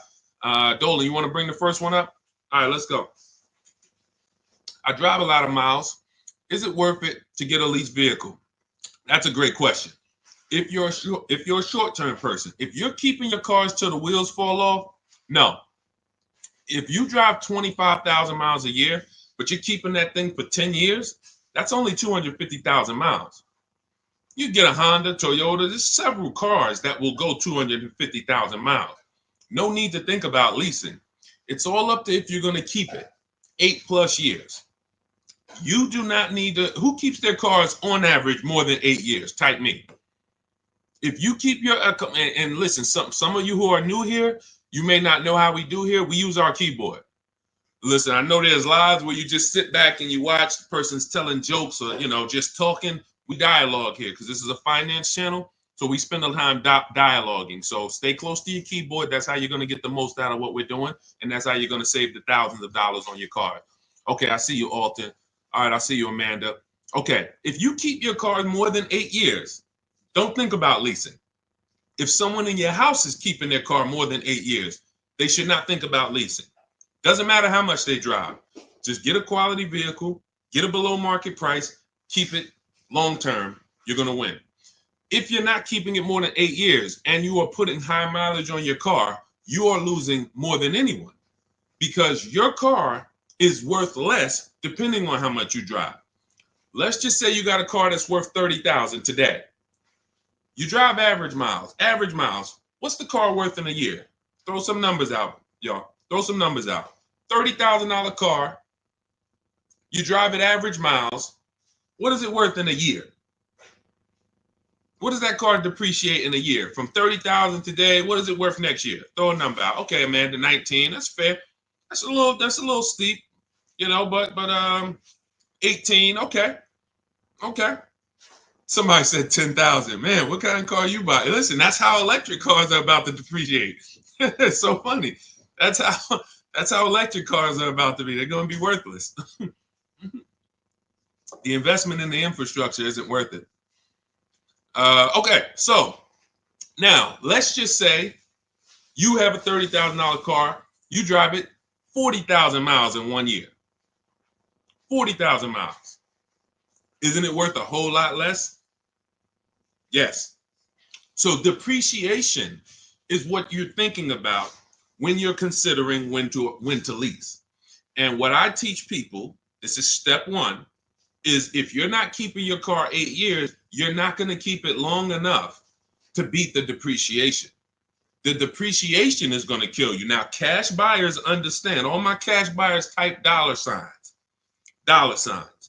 Cash buyers understand because they buy a vehicle. If they went to replace it in 3 years, they see what it's worth. They know what they put in. They know what they're getting back. And they're like, oh, this doesn't make sense.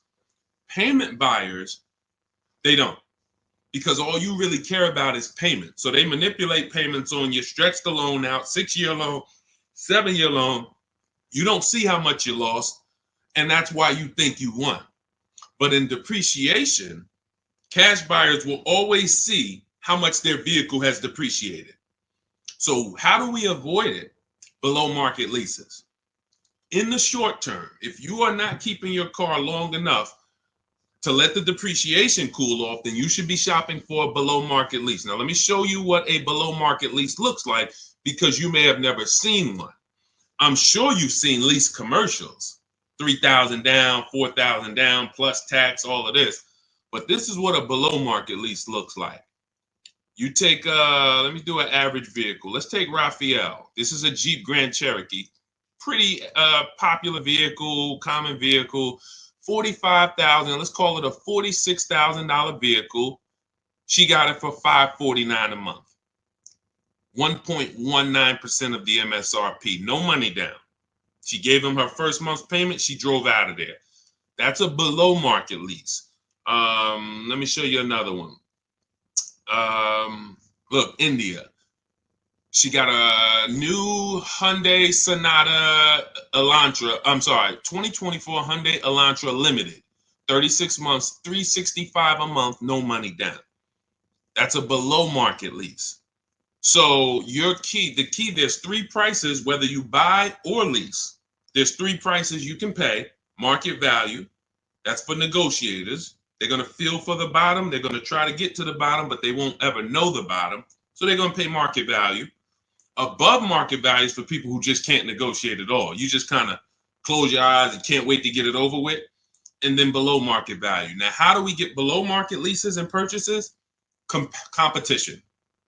It's very simple. Competition. Putting dealers against each other, buying cars like we buy TVs on Amazon, multiple offers, multiple options while we sit at home and let people bid and compete for us. That is below market shopping. Now, that's everything I teach in my new digital book. It's called Cars from Home, 7 Steps to Saving Time, Money, and Avoiding Dealerships. It's already 5-star rated. You can Google it. You can get a copy of it as part of my welcome offer for 75% off. It's normally $97, worth every penny. You can see all the reviews. But if you get to my TikTok bio, my Instagram bio, the YouTube comments or the Facebook comments before 30 minutes is up, you can get yours for $24. That's 75% off. So you go activate your link, click the link in those bios or in the comments, and you can get a copy for 75% off. And you'll have everything I teach in a step-by-step way to getting these deals. But for sure, to just sum up your question and keep typing your questions, everyone, we'll get to as many as we can. If you're not keeping your car 8 years, you should be shopping for a below market lease, no matter how much you drive. Only caveat is if you're doing Uber or something where you can't predict your miles, the more miles you drive, the more money you made. That's a different structure. But it's just if you're in a sales job or you're a realtor, no question about it. Leasing is for people not keeping cars 8 years, as long as you get a below market lease. Go ahead, Dolan. Next question. I see y'all running up the likes on TikTok. Shout out to everybody double tapping the screen. Let's go. Every time you hear something you like, if y'all keep double tapping the screen, y'all keep running those likes up, we appreciate you. And, shout out to the people who really support the movement, not the people who check into the broadcast, the people who support the movement, the sharers, the new followers, the people who tag their friends, the people who double tap the screen, the people who hit the like button. Shout out to y'all. We couldn't do this without you. We appreciate you. Banana phone, 10,000 down, 725 credit. What car should I get? It's a lot of them out there, man. Pick one that you like.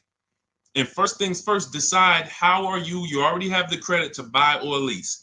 I would really consider, see, that 10 grand down is how people, that car, if you don't buy a car right, which means you lease it, you buy it, but you should have leased, that 10,000 is going to be absorbed into that car.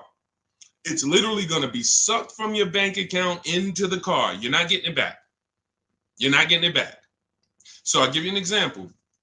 If we look at Zafrina got a $65,000 vehicle. No, that's Teddy. Let's use Teddy.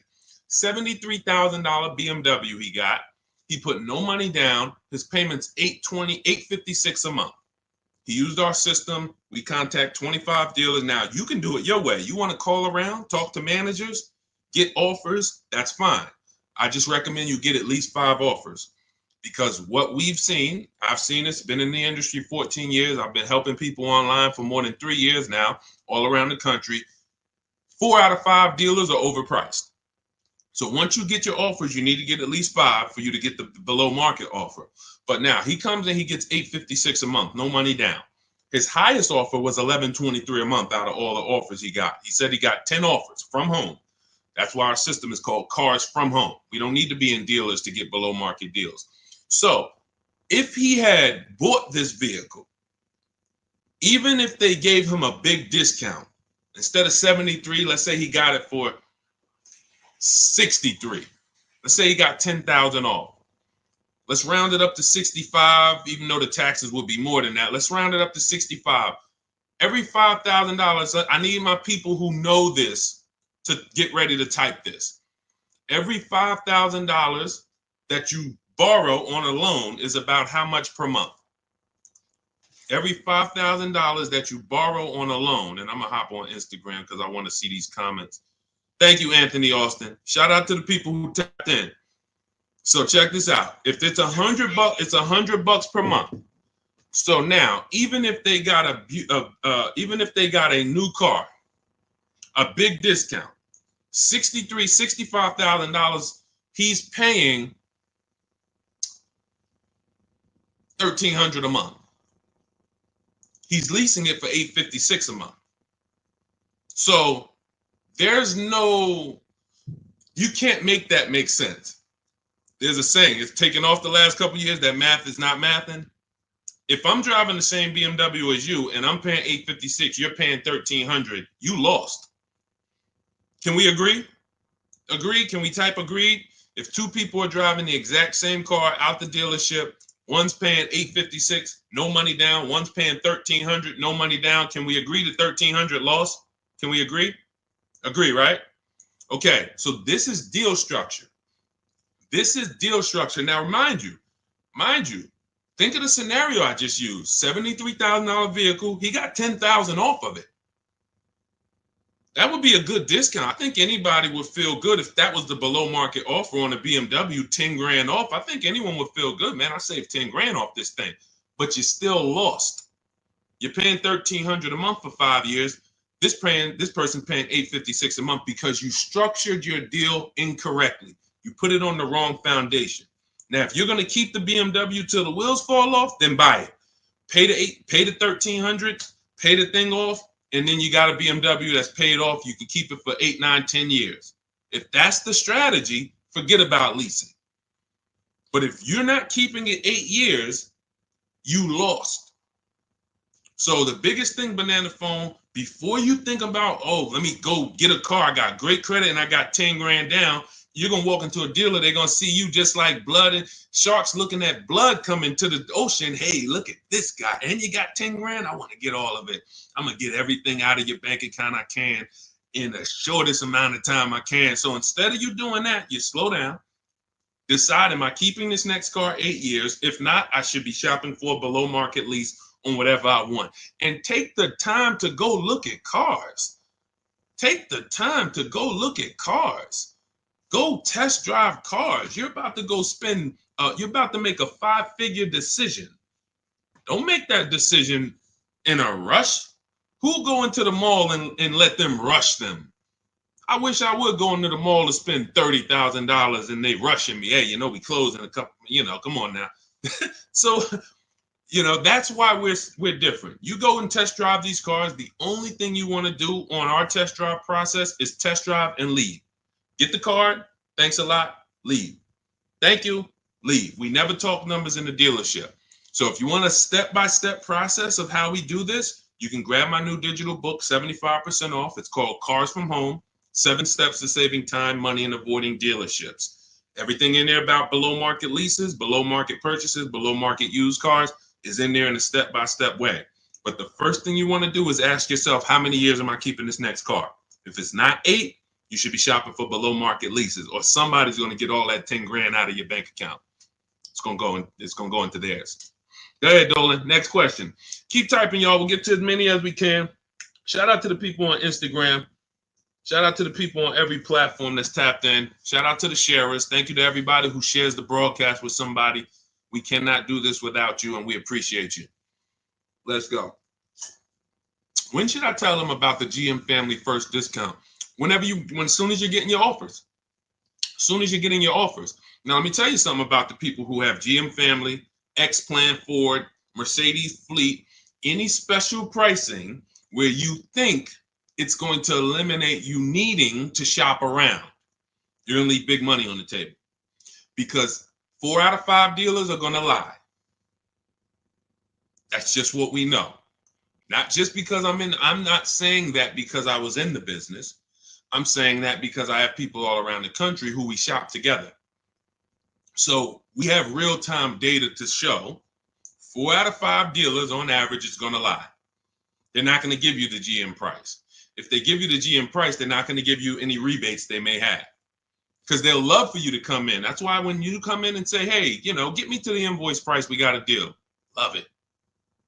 You didn't know I got $3,000 in rebates. Just get them the invoice price, show them the invoice, write it up, deliver the car. Love it. So what you need to do is you need to shop around, get multiple offers, tell everyone who you're getting an offer from, you're a GM supplier or GM family, and then look at the offers while they're in front of you, while you're at home. Because you cannot depend on someone to say, here's the GM price. What other offers? What if there's $5,000 rebates? What if there's $1,000? They're not, if you didn't ask for that, they're not going to volunteer it. So when you're at home, you sit down, we contact 25 dealers. In my book, I have a system where I teach you how to go online, contact 25 dealers in 20 minutes using my email scripts, and you're going to get 5 offers in about 48 hours. It's constant. It's a system. It's the McDonald's system of car buying.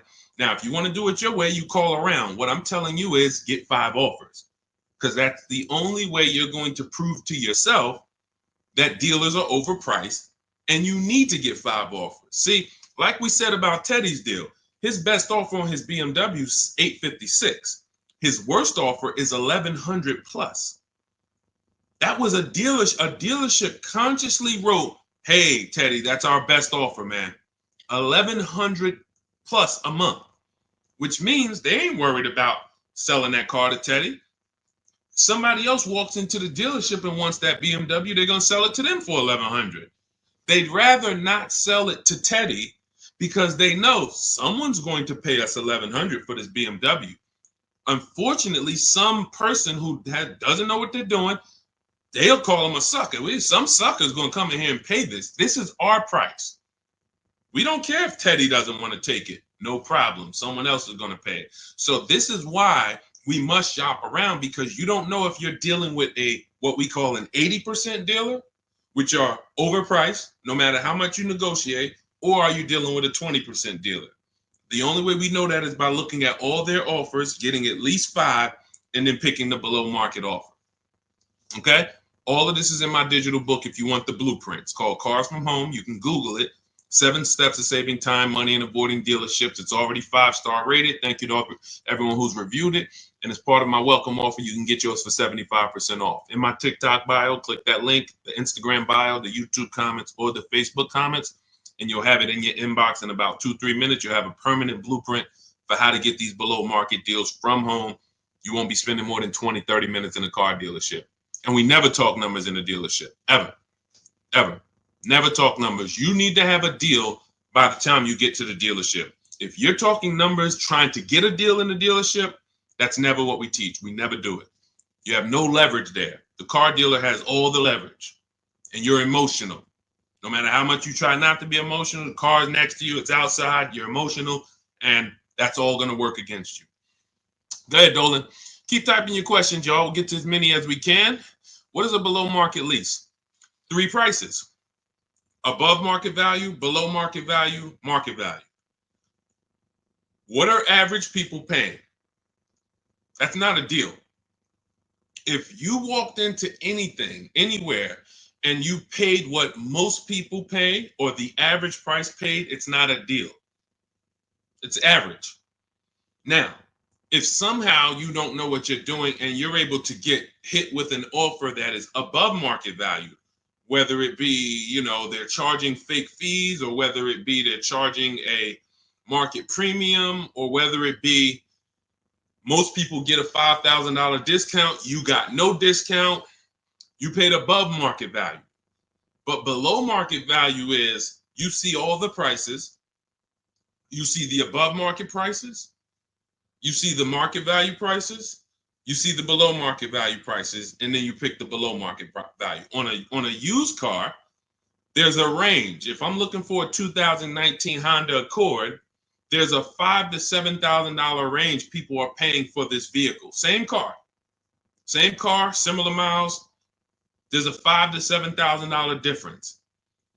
And what we do with used cars is we actually get the brand new price, and that's what really helps us to get the below market value. I was shopping for a used Infiniti. I bought an Infiniti truck almost 2 years ago. 4 white ones I was looking at. They were all about 30 to 32,000. All 4 of them looked similar miles. But I pulled the new vehicle. I found out what each one of them was brand new. That made all the difference. That's in our process. Once I found out what they were brand new, I found out one was 46. One was 48, one was 52, and the one I ended up getting was 54,500. Special edition, cameras all around, all types of stuff in it that the other ones didn't have, but they were asking a similar price, below market. So for that, there's steps to get below market pricing. Below market doesn't happen because you want it to happen. Below market value leases, purchases, they're reserved for people with strategy and people who employ competition. You don't get below market deals by negotiating for them. It's competition.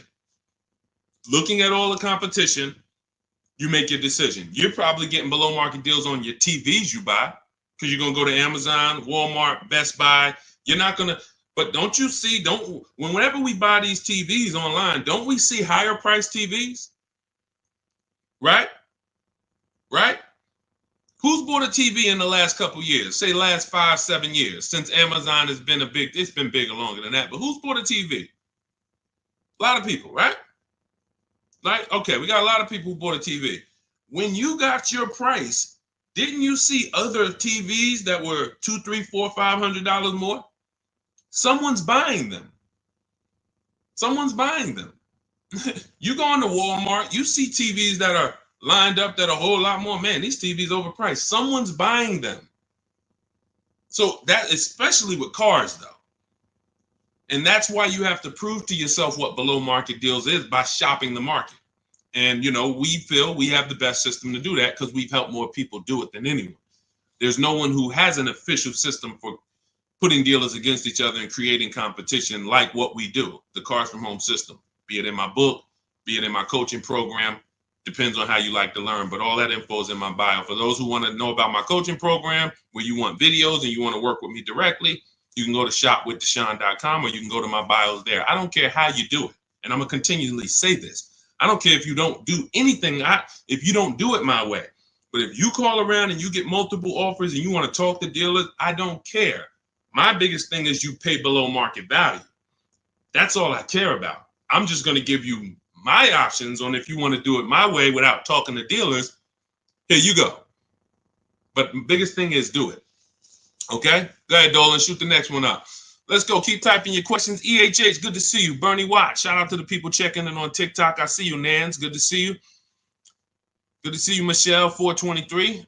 High mileage driver, limousine service. Should I do a used car lease? Not really used car leases out there. You're going to see people have tried it. Lexus tried it. BMW tried it. But we can't employ competition because there's not a lot of options. You're going to find that in a lot of cases, used car leases can be, they're made up prices. It's tough. It's hard to know if you're overpaying. But if you do find one, it's worth considering. But again, I'm not going to make a deal without having other offers. So 99 times out of 100, leases are brand new cars. And I don't want to assume anyone knows that. So that's a good question. Leases are brand new cars. That's another benefit of leasing. You're driving brand new cars. You're the first owner. Brand new car smell you're getting every 3 years, and you're paying cents on the dollar compared to what people are paying to purchase them, as long as you're getting below market leases. So if you know how much you're going to drive, I will be leasing. If you know I'm going to drive 25,000 miles a year, I'm going to drive 20,000 miles a year, in most cases, then I would be leasing. Now, if you go below that, you could always sell the lease. I know some of you don't know about, most of you probably don't know you could sell leases. We've been doing it for 3-4 years. It's always been allowed. But, during the pandemic, I saw the opportunity for us to make thousands of dollars selling our leases, and made lots of videos about how to sell leases. And a lot of people came and sold their leases when the market was hot and high. And some people made $7,000, $10,000, $12,000, $15,000 selling their leases. So although values are not that high, we still do a check before we return our lease. So if you're under miles, or for those of you who you only drive 5,000 miles a year, the minimum lease might be 10. You're just going to sell that lease at the end and make money on it. So, this is all in my book. That's step 2. We call that the equity assessment. We never return a lease without doing an equity assessment to find out if the market value we could sell it for is actually higher than the payoff amount. So, but yeah, what I would do is I would spend the time considering, can I plan my mileage? Can I predict it? Now, let's say you can't. Let's say you're like, Deshone, you know what? Some years I'm going to do 20,000 miles. Some year I'll do 40. Then I wouldn't tell you to lease. I would tell you to make sure that your loan, I want you to forecast. See, with a depreciating asset, what the people who learn from me, you're learning to forecast. You must forecast with a depreciating asset because you lose in the short term. When you buy it, you lose. So if you went to buy a stock and they said the stock's going to drop in the short term, but in the long term, it'll come back. In the long term, it actually makes then picture you trying to buy them and flip them in 2, 3, 4 years. You're going to just lose money, lose money, lose money. That's what people do when they buy cars that they only plan to keep for 4, 5, 6 years. You're losing in the short term. The depreciation is killing you, and it's killing your finances. So now you forecast out, how long am I going to keep this car, this limousine? You might say, all right, 4 years, I'm going to turn it. Your loan shouldn't be more than that. You should always, and this is for Uber drivers, Turo drivers, people who can't predict their mileage, always plan to take a loan that by the time you go to replace the car's paid off. Because what a lot of you are doing is you're taking regular loans, like average people like us, 5-year, 6-year loans. But you're not an average person. You're running a business. When you take a 6-year loan as an Uber driver and you look up in 3 years and you have 120,000 miles on your car, now you're like, okay, I think I want to replace this next year. I'm going to get me a new one. Now you're going to have 150,000 miles. Problem is your loan is still $10, $12, $15,000 that you're going to owe. So you pushed your losses to the back. You looked at the monthly payment. If you'd have just took a 2-year shorter loan, 4-year loan instead, yeah, but the payment's going to be $700 instead of $500. Okay, $200 more a month, but 4 years you have no negative equity. Not only do you not have negative equity, you got an asset that you could probably sell for $5,000, $6,000. Instead of, oh man, all right, yeah, my payment was $200 a month less, but then when I go to replace the car, I got 15,000 negative equity. So you're jumping over dollars to keep the pennies. That's what you're doing. So your loan should match the time where you're going to replace your inventory. Okay? Good rule of thumb. Go ahead, Dolan. Next question. Carla, thank you for sharing. I see you. Shout out to the sharers. Shout out to everybody running the likes up on TikTok. Appreciate y'all. It's just good. I just want to show my appreciation to the people who help move this broadcast forward and help us spread this message. We can't do it without you. That's all I want to just say. Go ahead. Matthew Williams, when buying a vehicle, is your credit score taking a hit? And how often are they checking your credit? So we teach something called the bank bidding war. In my book, when you get my book, you get the bank bidding war blueprint because I haven't added it to my book yet. I see you, Pool73 on Instagram. We got you. Make sure you pull Pool's question in. Dolan, shout out to the people on Instagram. When buying a vehicle, is your credit score taking a hit, and how often are they checking your credit? We use something called the bank bidding war. The credit bureaus allow you to actually have multiple banks and credit unions access your credit with a hard pull within a small window of time. 14 to 45 days is what they say. You can Google this and you can prove it to yourself. Now, we don't even want to play with 14 days because I like the idea of making sure if you give me a minimum of 14 days, let's do it in 2 days. Now, they're going to allow you to have multiple people access your credit because they consider that rate shopping. If you're going to get a loan, rate shopping is, I'm going to give Bank of America a chance, credit unions a chance, I'm going to give the dealers banks a chance, but it has to be within a small period of time. And you cannot go from this dealer, here, run my credit, and then go to this dealer, run my credit. That's not rate shopping. That's car shopping. This dealer here is running your credit, that dealer's running your credit, you're going to get banged out. So what we do is we don't let anyone run our credit until after we've already found the car. See, because the banks don't want you shopping. And my goal is to get you to understand the banks are not your friend. You may think the bank, oh, this is my bank, I've been working with them. Listen, they're not your friend. If they weren't making money on you, they wouldn't be doing business with you. So the money in loans is so big. There's so much money in loans. It's amazing. Why do you think banks are rich? Like, why do you think banks are in the banking business? They don't sell cars, they sell money. So what you want to do is realize that if banks don't want me to shop around, what are they going to start doing to keep me from shopping around? Well, they're going to give me a hard credit pull to get a pre-approval. Who's seen that? Hard credit pull to get a pre-approval. Stay by your keyboard, y'all. Remember, new people, we dialogue here. This is what we do. So you got to stay by your keyboard if you want to get the most out of what we do here. Hard credit pull, pre-approval, it's trash. Because now they've actually pulled your credit with a hard pull. The minute they pull your credit, they start the window of the rate shopping window is open. So that means you only have a certain period of time to have anyone else access your credit before that window closes. And those hard, that, if your credit score is going to drop 10 points for that hard credit pull or 8 points, whatever it is, If you do it again outside of that window, it's going to drop again. So we don't ever do hard credit pulls for pre-approvals. We always need to get a pre-approval with a soft credit pull if it's available. If not, then we use a tool. In my book, I have a calculator I created. It's called the Perfect Budget Calculator. By the way, in that book, I have 5 calculators I created. You can't find them on Google. That alone is worth the price of the book. Different calculators. We counter dealerships with. We buy used cars. You get to a part and you're like, wow, I've never seen a calculator like this. Yeah, because we invented it. So we use the Perfect Budget Calculator. We take the average rate in the market and we budget.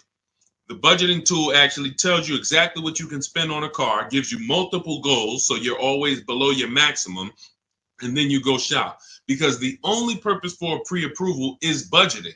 That's it. Just like, we got homeowners on here, right? You own a home? You own a home? Type yes. Homeowner. The only purpose for the pre-qualification is to see what you can afford, right? That's all we need the pre-approval for. So that's why I created the Perfect Budget Calculator, so that you can actually use it. It creates the budget and then you move. I see you, AdWash. Yeah, that's the purpose. So we don't need the loan until we find the car. Just like with the house, I don't need the loan until I find the house. What I need is a pre-approval or a pre-qualification so I can budget. Then I go shop. Once we find the house, or find the car rather, that's when we now come home, we bring that paperwork home, and we let all these banks and credit unions bid, and we compete and let them compete. This person's going to give you 7%. This person's going to give you 5.9%. This person's going to give you 9%. And all of these people are going to compete, and then we let the dealers compete, and we see who wins. We never pick anyone to do our business with until they win a bid. That is the Cars from Home system. Whenever we are buying, that's how we guarantee below market offers, because someone won the bid. You were competing against all these people to get my business, and you won. You were competing to buy my old car, you won. That's how we do. So that's the bank bidding war. You find your car, then you come home, call your bank, your credit union, online dealers, online bank. You let them compete. So when you get my book, you get the bank bidding war blueprint. If you want me to spell this out step by step for you, where those of you who are financing, you'll have 3 rounds of the bank bidding war blueprint.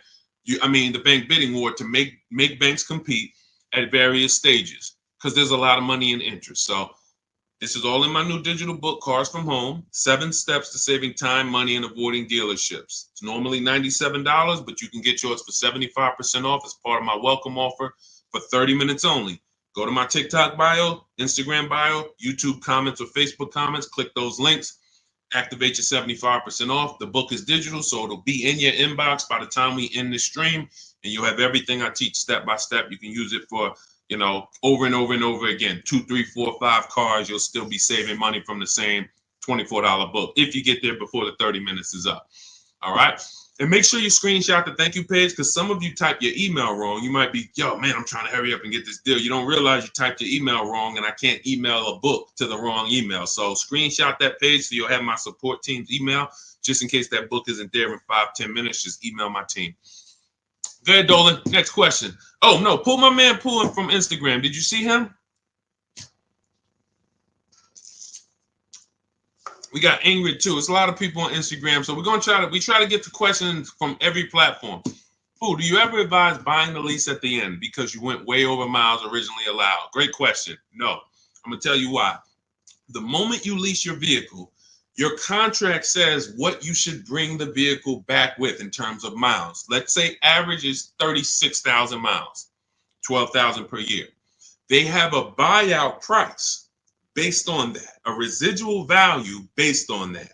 So that means at 36,000 miles, they already know this is what we plan to sell the vehicle for on the market when he brings it back. Let's just call it 18,000. Now, 18,000 is based on 36,000 miles. It may not be a good price. That's why before we actually buy our lease, we always do a market comparison. Is the price I'm going to buy my lease for even a below market price? If I could go get a used car that is similar miles, similar condition, similar features, but I can get it for 2, 3, 4,000 less, then my lease buyout price is overpriced. It's over market. So that's step one. We have to do a market assessment before we even consider buying the lease. But here's the bigger thing about going over miles. Just because you put 20 more thousand miles on it, that purchase price of 18,000 is still based on 36,000 miles. So you got now 60,000 miles. You're going to pay the same 18. You can't go to them and say, well, I got 60,000 miles. Can you lower that to like 14? No. So you're taking what in most cases is an already overpriced offer, and you actually are buying it on a worse offer because the mileage you're on, if you looked at, again, taking it back to the market comparison that I explained 2 minutes ago, if you looked at what are vehicles like this with the mileage I have selling for, I put 60,000 miles on it. You look around and you're like, whoa, those things are selling for 5,000 less than my buyout. That means the moment you buy that car at the buyout price that's on that contract, you literally lost $5,000 right there because you overpaid for it. So the solution is take the penalty. It was your fault. Now, what do I mean it was your fault? You choose your lease mileage. It's not selected for you. If you need 12, you choose 12. If you need 15,000 miles a year, you need 15,000. You take somebody like Jen. Jen's up on the screen right now. She got her Honda CR-V hybrid. $512 a month. She got a below market lease on this. This is one of the most popular hybrid vehicles in the market. $512 a month, no money down. She adjusted it from 12,000 miles a year to 18,000 miles a year. So she's paying $563 a month, $50 more, but she gets to drive as much as she needs to. She's driving 18,000 miles a year for $50 more per month. So a lot of people who you'll hear talk about their lease experience and tell you don't lease, they took the 512.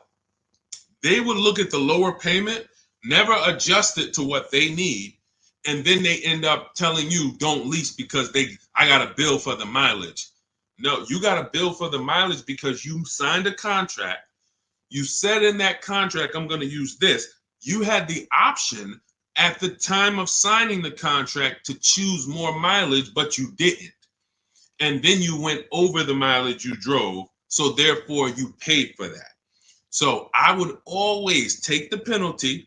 You can actually do a deal where you actually shop for a car, and the best offer you find, you can actually have them cut a check to the old company. So let's just say I had a $3,000 bill coming, a $3,000 mileage penalty bill coming.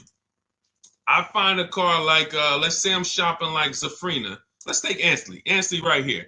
He got a $58,000 lease on a 2024 QX60. $554 a month.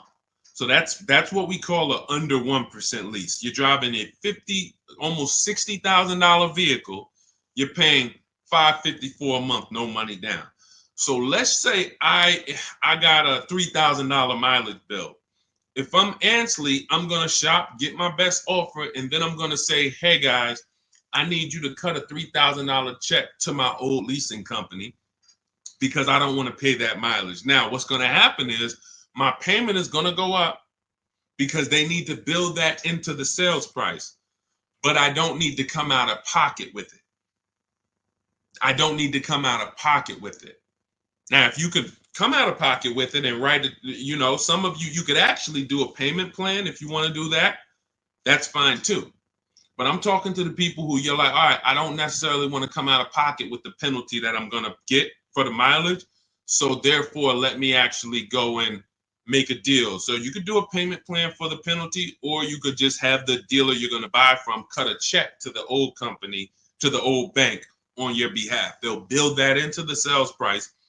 But you shop for your best deal first. Before you do any of this, you always shop for your best deal, identify the 20% dealer, and then work with that dealer on structuring, hey, how much would it cost me to just have you? How much would it raise my payment for you to cut the check to them? Okay. And also, we do an equity assessment, Pooh. Step 2 in my book. Call your leasing company, find out what your payoff is. Go to our 6 sites, not our 6 sites. Go to these 6 sites we get offers from: Carvana, Driveway, Kelly's Blue Book, Instant Cash, CarMax, Car Gurus and Auto Nation, maybe you can sell the car and come out with a lower penalty based on selling the car. Because if you sell the lease, there's no penalty. So, but you know, if you could sell it for 20, but you owe 8, but you owe 21, then you just cover the difference and you pay the 1,000. So again, this is how we work with people. There's a reason people work with me. I'm not just a regular guy, and thank God I spent a lot of time learning this business, and I spent a lot of time in dealerships people can't work at. That's really the fact. A lot of the dealers, when I went to Mercedes, Ray Catena, if I hadn't worked at Ray Catena, I wouldn't know this. I went from being a GM salesman to Ray Catena said, listen, if you're going to work here, you know, we don't have finance managers. You're going to be the finance manager. You're going to have to get the customers approved. You're going to have to understand the rates, residuals. This is stuff I didn't do at GM. And so I thank God that was a blessing for me to start my career with Mercedes at Ray Catena. Yankee Stadium, top 3 dealers in the country. You know, so when car salesmen hear me talk, it's like, they don't understand it. And I get it. They're not trained the way I was trained. They didn't work where I worked. They were trained to just go get the numbers from the manager. That's why I could explain this from a financial standpoint. And this is what we do. So if you want to understand more about, you know, you want the step-by-step blueprint, grab Cars from Home, 7 Steps to Saving Time, Money, and Avoiding Dealerships. That's my new digital book, 5-star rated. You can get it for 75% off. It's normally $97, worth every penny. But as my welcome offer to you, you can get it for $24, 75% off if you get to my TikTok bio, Instagram bio, YouTube comments, or Facebook comments before 30 minutes is up. Once 30 minutes is up, price goes back to $97. Welcome offer is gone, and it's still worth it. If I miss the welcome offer, I'd still be grabbing it because, again, the $24, the $97, the thousands you're going to save on just the first car, avoiding mistakes and getting below market deals, you'll 10x. Minimum, you'll 10x what you invest in the book. Minimum. It's not even a question. All right. And let's go, Dolan. Keep it going. Great questions today. I'm really liking this. If you're getting value out of the stream, y'all type some dollar signs. You're getting value out of what we're doing. What's up, Leo? What's up, Rick? Shout out to the people tapping in on on TikTok. Shout out to the people running the likes up. Y'all keep running the likes up. Every time y'all run the likes up, y'all let TikTok know that we're talking business over here and that they need to get more people over here. So every time you tap the screen, some of you like, how do we run the likes up, Deshone? Just double tap the screen. Just double tap the screen. Yeah, shout out to everybody who is supporting the broadcast. Let's go. Go ahead. All right, and you know what? And I usually give, look, and here's the thing. I'm going to tell y'all this, and I just thought of this. I'm going to give and prioritize answering questions from the platforms that are the most engaged. Because I see we got people on every platform, YouTube, Facebook, Instagram, TikTok. People not engaged and they not, look, I see a lot of people on Instagram commenting, liking, sharing. I see a lot of people here. Dolan, when we see the question, when we see people engaged, because people be sitting back on the, you know, playing video games and got us on the same time. We got to give our attention to the people who like, yo, let's go. We over here. Thank you, Big Mike. Shout out to the sharers. I see you on TikTok. Go ahead, Dolan. All right, here we go. When you lease, can you only deal with that dealership? Well, we never lease without a dealer winning the bid. So I want you to think about it like this. Whatever car you choose and you want to lease, that dealer, that car is all around the country, sprinkled all around the country. That dealer might have more than one, but in the state alone, there might be 10, 15, depends on the car. Now, when you look at the car, do you have to realize it's like when you go into the store and you're looking at spaghetti sauce. You go in the ShopRite, spaghetti sauce is $4.99. You go into Pathmark, it might be $6.99. You go into Stop and Shop, it might be $5.99. The exact same brand, same product, but it's a different price. You go on Walmart.com, you see it's on sale today for $2.99. Different prices at different places. So you don't have to service from there. Whoever wins your bid to buy your car, you don't need to service from there. You literally can buy from who wins the bid. You service from where it's the most convenient. If a dealer an hour away won the bid, that's who you buy from. But that you could service right up the road. Okay, I don't know if that was the question you're asking. If you want to ask a follow-up, Ingrid, feel free to ask a follow-up. Go ahead, Dolan. I see you. She's like, I'm paying attention. Car Merch Corner. Is it a good deal for $13,000 off an MC20 special? I can show you better than I can tell you. Let's just say, right, Sean's thinking like you. Sean's like, man, you know, I got this dealer offering $13,000 off. That sounds good. Well, let's look at his F-150 Lightning XLT. He ended up getting over $20,000 off, almost 21. Had he took 13 from one dealer, he would have been leaving $8,000 on the table. He would have overpaid by $8,000. And this is why I say negotiators pay market value, because I'm sure you negotiated for that 13,000 off. I'm sure you didn't walk in and just say, hey, give me a price, and they gave you 13,000. You probably spent time, energy, and money to get that 13,000 off. But if Kimberly had done what you did on her Maserati, her $86,000 Maserati, she would say, oh, 13,000 off. That sounds good. That just sounds good. Then she wouldn't have got her $20,700 off. Now, how do we know these are the below market deals? How do we know that 20,000 on Kimberly and Sean's deal was the below market deals? And it was. How do we know it wasn't more money? Like Milligan. Milligan got, using our system, all of these people used our system, but Milligan got one of the biggest discounts I've ever seen. She bought a Mercedes EQE, $27,000 off. You got to zoom in, and I'm gonna, snip this different and zoom in on it. You can see the lines here with the yellow $79,000 vehicle. She ends up getting it for $51,000 after all the discounts and rebates. So how do we know that they were below market? They had all these other offers. That's the key. Kimberly knew this $20,700 off is the best because I have 7 offers higher than this. Different dealers, a lot higher than this. Now, if you told me, Carshare, Deshone, 13,000 off a good deal, I got another dealer who's only giving me 10. I got another dealer who offered me 7 off. I got another dealer who offered me 5 off. Then I would tell you 13,000 is the win. Go ahead, grab it.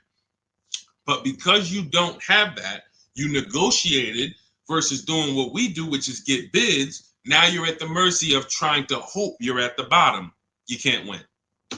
You just can't win. That's why negotiators pay market value and not below market value. You can't feel for the bottom. You can only assess the market, multiple offers, get to the bottom, 5 to 7 offers, pick the best one while you relax at home. It's just it. It's just it. Great question. Common question that a negotiator asks. Man, I talked them down this much, Deshone. This got to be good, right? What do you have to compare it to? Nothing. Okay? Get more offers. You could do it your way, call around. You could do it my way. Email, scripts, all in my book. It's up to you. Go ahead, Dolan.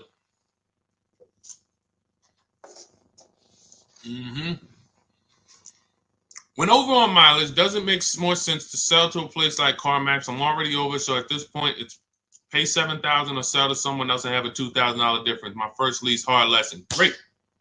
See, I want to read this question again because I'm proud of you for even asking this question and coming at this the way you're coming at it, because that's what you do. When over on mileage, doesn't it make sense to sell to a place like CarMax? I'm already over miles at this point. It's pay $7,000. So if I return the lease now, I got a 7,000 mileage bill coming to me, or sell to someone else and pay the difference. In my book, I teach you how, when you have these types of penalties, or in this case, or in other people's cases, negative equity, you want to sell and pay the difference, because that's going to lead to the lowest amount coming out of pocket. So yeah, if you drop off your lease and they bill you $7,000, but you could have just sold it to CarMax and paid the $2,000 difference, way better way to go. And then, next time, let me get the mileage I need so that I don't have to deal with this again. But for getting out of it, 100%. All day long, I would sell to the highest bidder. That's going to give us the lowest amount of penalty, and then pay the difference and just do a fresh deal. That's it. Way to go. Way to go. That's called See, it's times where I was in Mercedes, right? And I had to sit down with a client and tell him, there's no way for you to escape the bullet. You're going to bite a bullet because the damage is done. The decision was made. Now what we're doing is trying to see what option allows us to have the least out of pocket, the lowest, the smallest bullet to bite. We got to bite a bullet. But $7,000 coming as a bill, that's a big bullet. $7,000 bill that you owe, big bullet. $2,000 to CarMax coming out your bank account, $2,000, small bullet. So the key with these situations is seeing what's the smallest bullet and knowing all the options so that you don't just say, well, I'm over. See, because watch this. Some people would buy that car. And what they would do is they would buy that car, pay, I mentioned this probably about 10 minutes ago, pay the normal buyout price, but except they over miles by, probably 40,000 miles. So a car that should have been 12,000, they buy it for 20, and now they're invested in that car. Financing those losses is horrible. That's a huge bullet. So there's all types of bullets, and what you need to know, and you already know this, but what anyone outside of you needs to understand is, when I got myself in these situations, I need to know every single option for getting out of it. Because if I could have paid $2,000, but I paid $7,000, or I paid $8,000 and financed it, that's just ignorance. That doesn't mean I'm stupid. There's a difference between being stupid and ignorant. Ignorant means I just didn't know.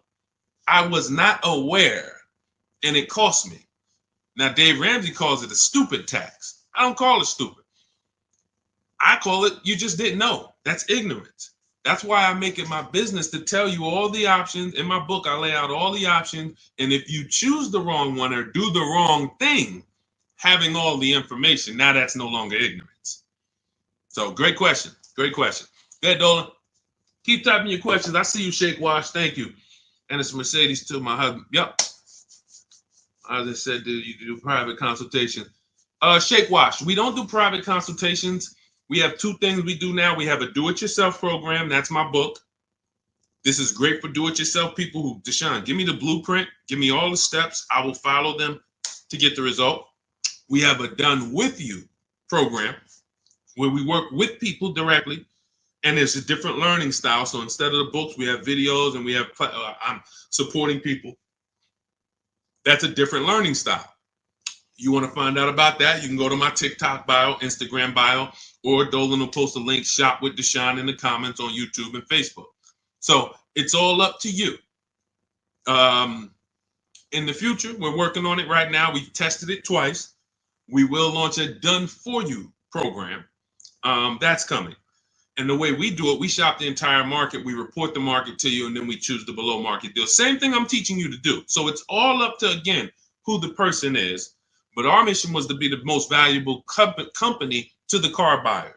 So as long what we do is we take any style, and our mission is to put solutions out there so that anyone can get to, what they need to get to. So no one has an excuse. If Cars From Home is offering every single way, from an inexpensive way, do it yourself, to a little more of an investment, but it's supported because I don't care, because I know I'm going to save money, and the people around me know working with me, you're saving money.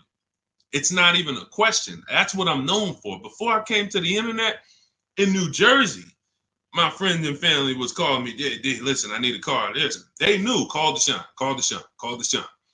Once I came to the internet, it's like, yo, I don't do that no more, family. Like, I love you, but I'm teaching people. I need thousands of people to know this information. So a couple friends and family said, all right, D, where do I go? What do I sign up for? All right, give me the book. So it's, so the mission is not changed.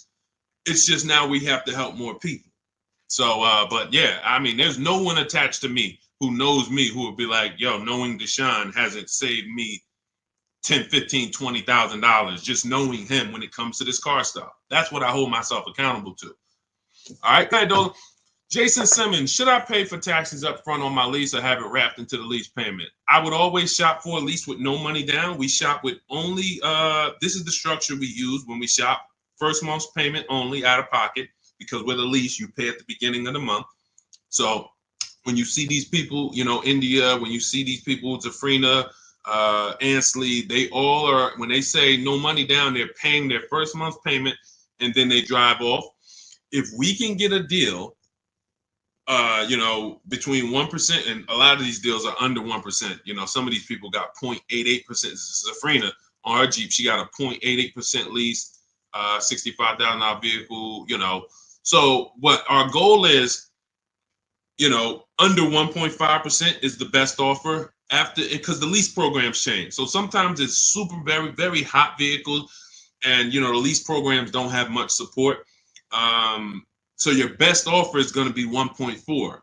You're going to see other vehicles 1.5, 1.6, 1.7. You're going to see other offers, that are a lot higher, but the best dealer might come in at 1.4. Okay, if you really like that vehicle, then I would take it. There's a lot of other vehicles that offer more value to lease, because as you can see, if there's, Charles got a Palisade, very, very hot vehicle.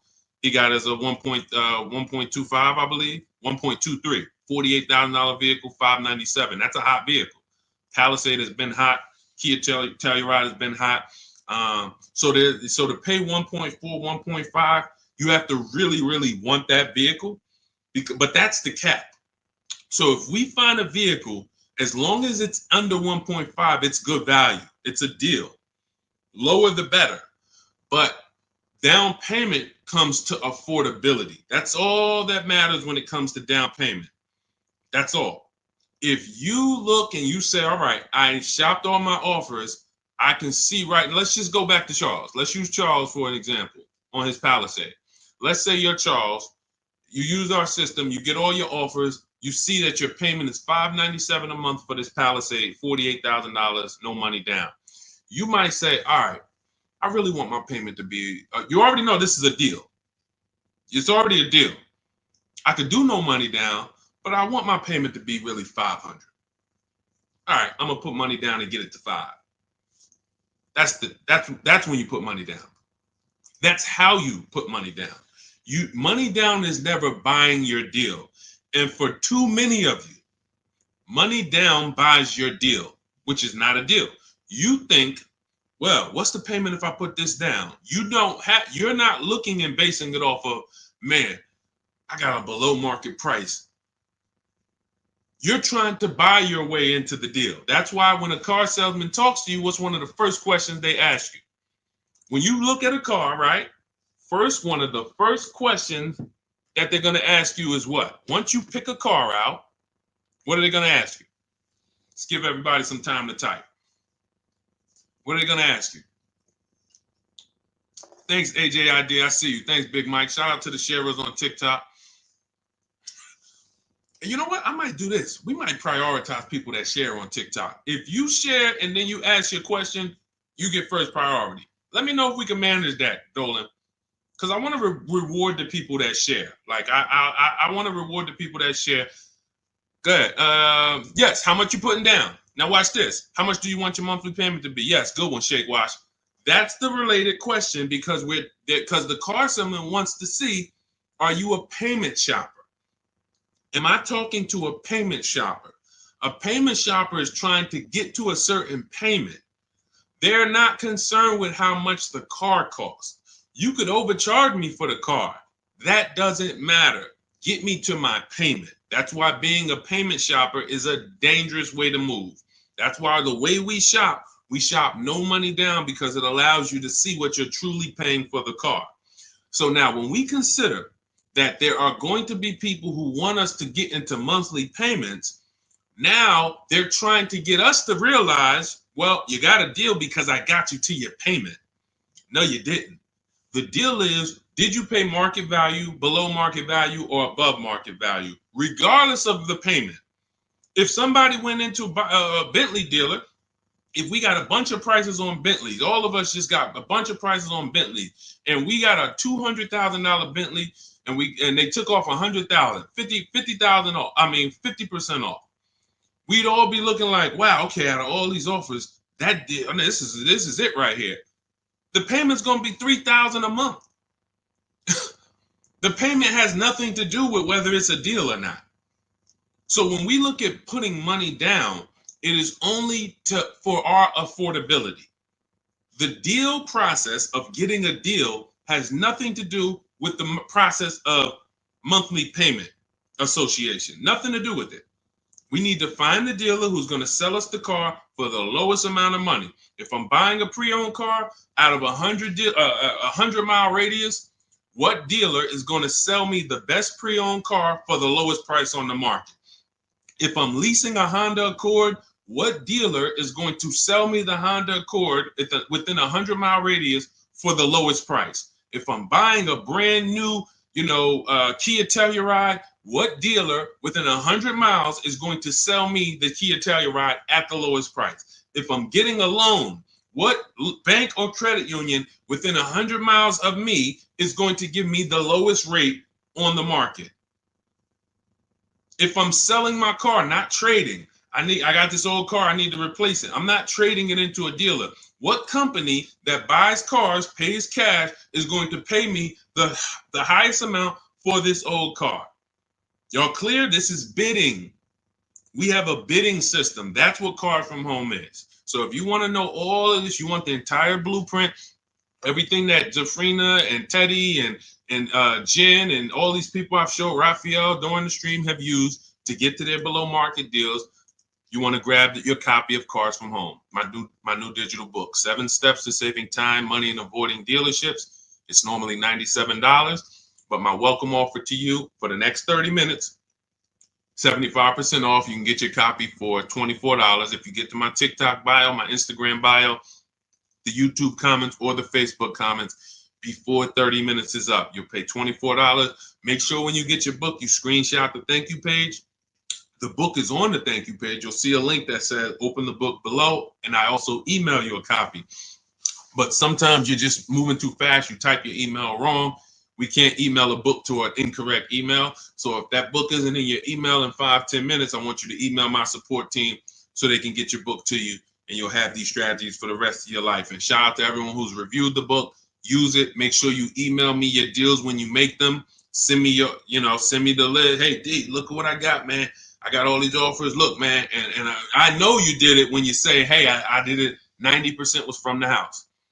Soon as I know the people who use it, because the minute I've seen people who say, man, I went in the dealership, I used all your stuff, and I got this deal. No, you didn't.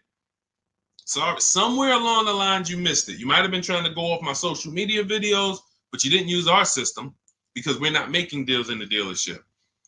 When I see people that say, yeah, man, the dealer 45 minutes away, I had to drive to get this. There you go. You use the system. When they say, yeah, I did this all from home, they even delivered the car to me. Yeah, you use the system. And you say, man, I looked at 17 used cars. I narrowed it down, and this one had this original price. Yeah, you use the system. It's stuff I hear that I could tell when people use the system. So go grab your copy. Shout out to everybody who checked in. We'll see you on another stream. Keep on learning so that you can relearn. God bless.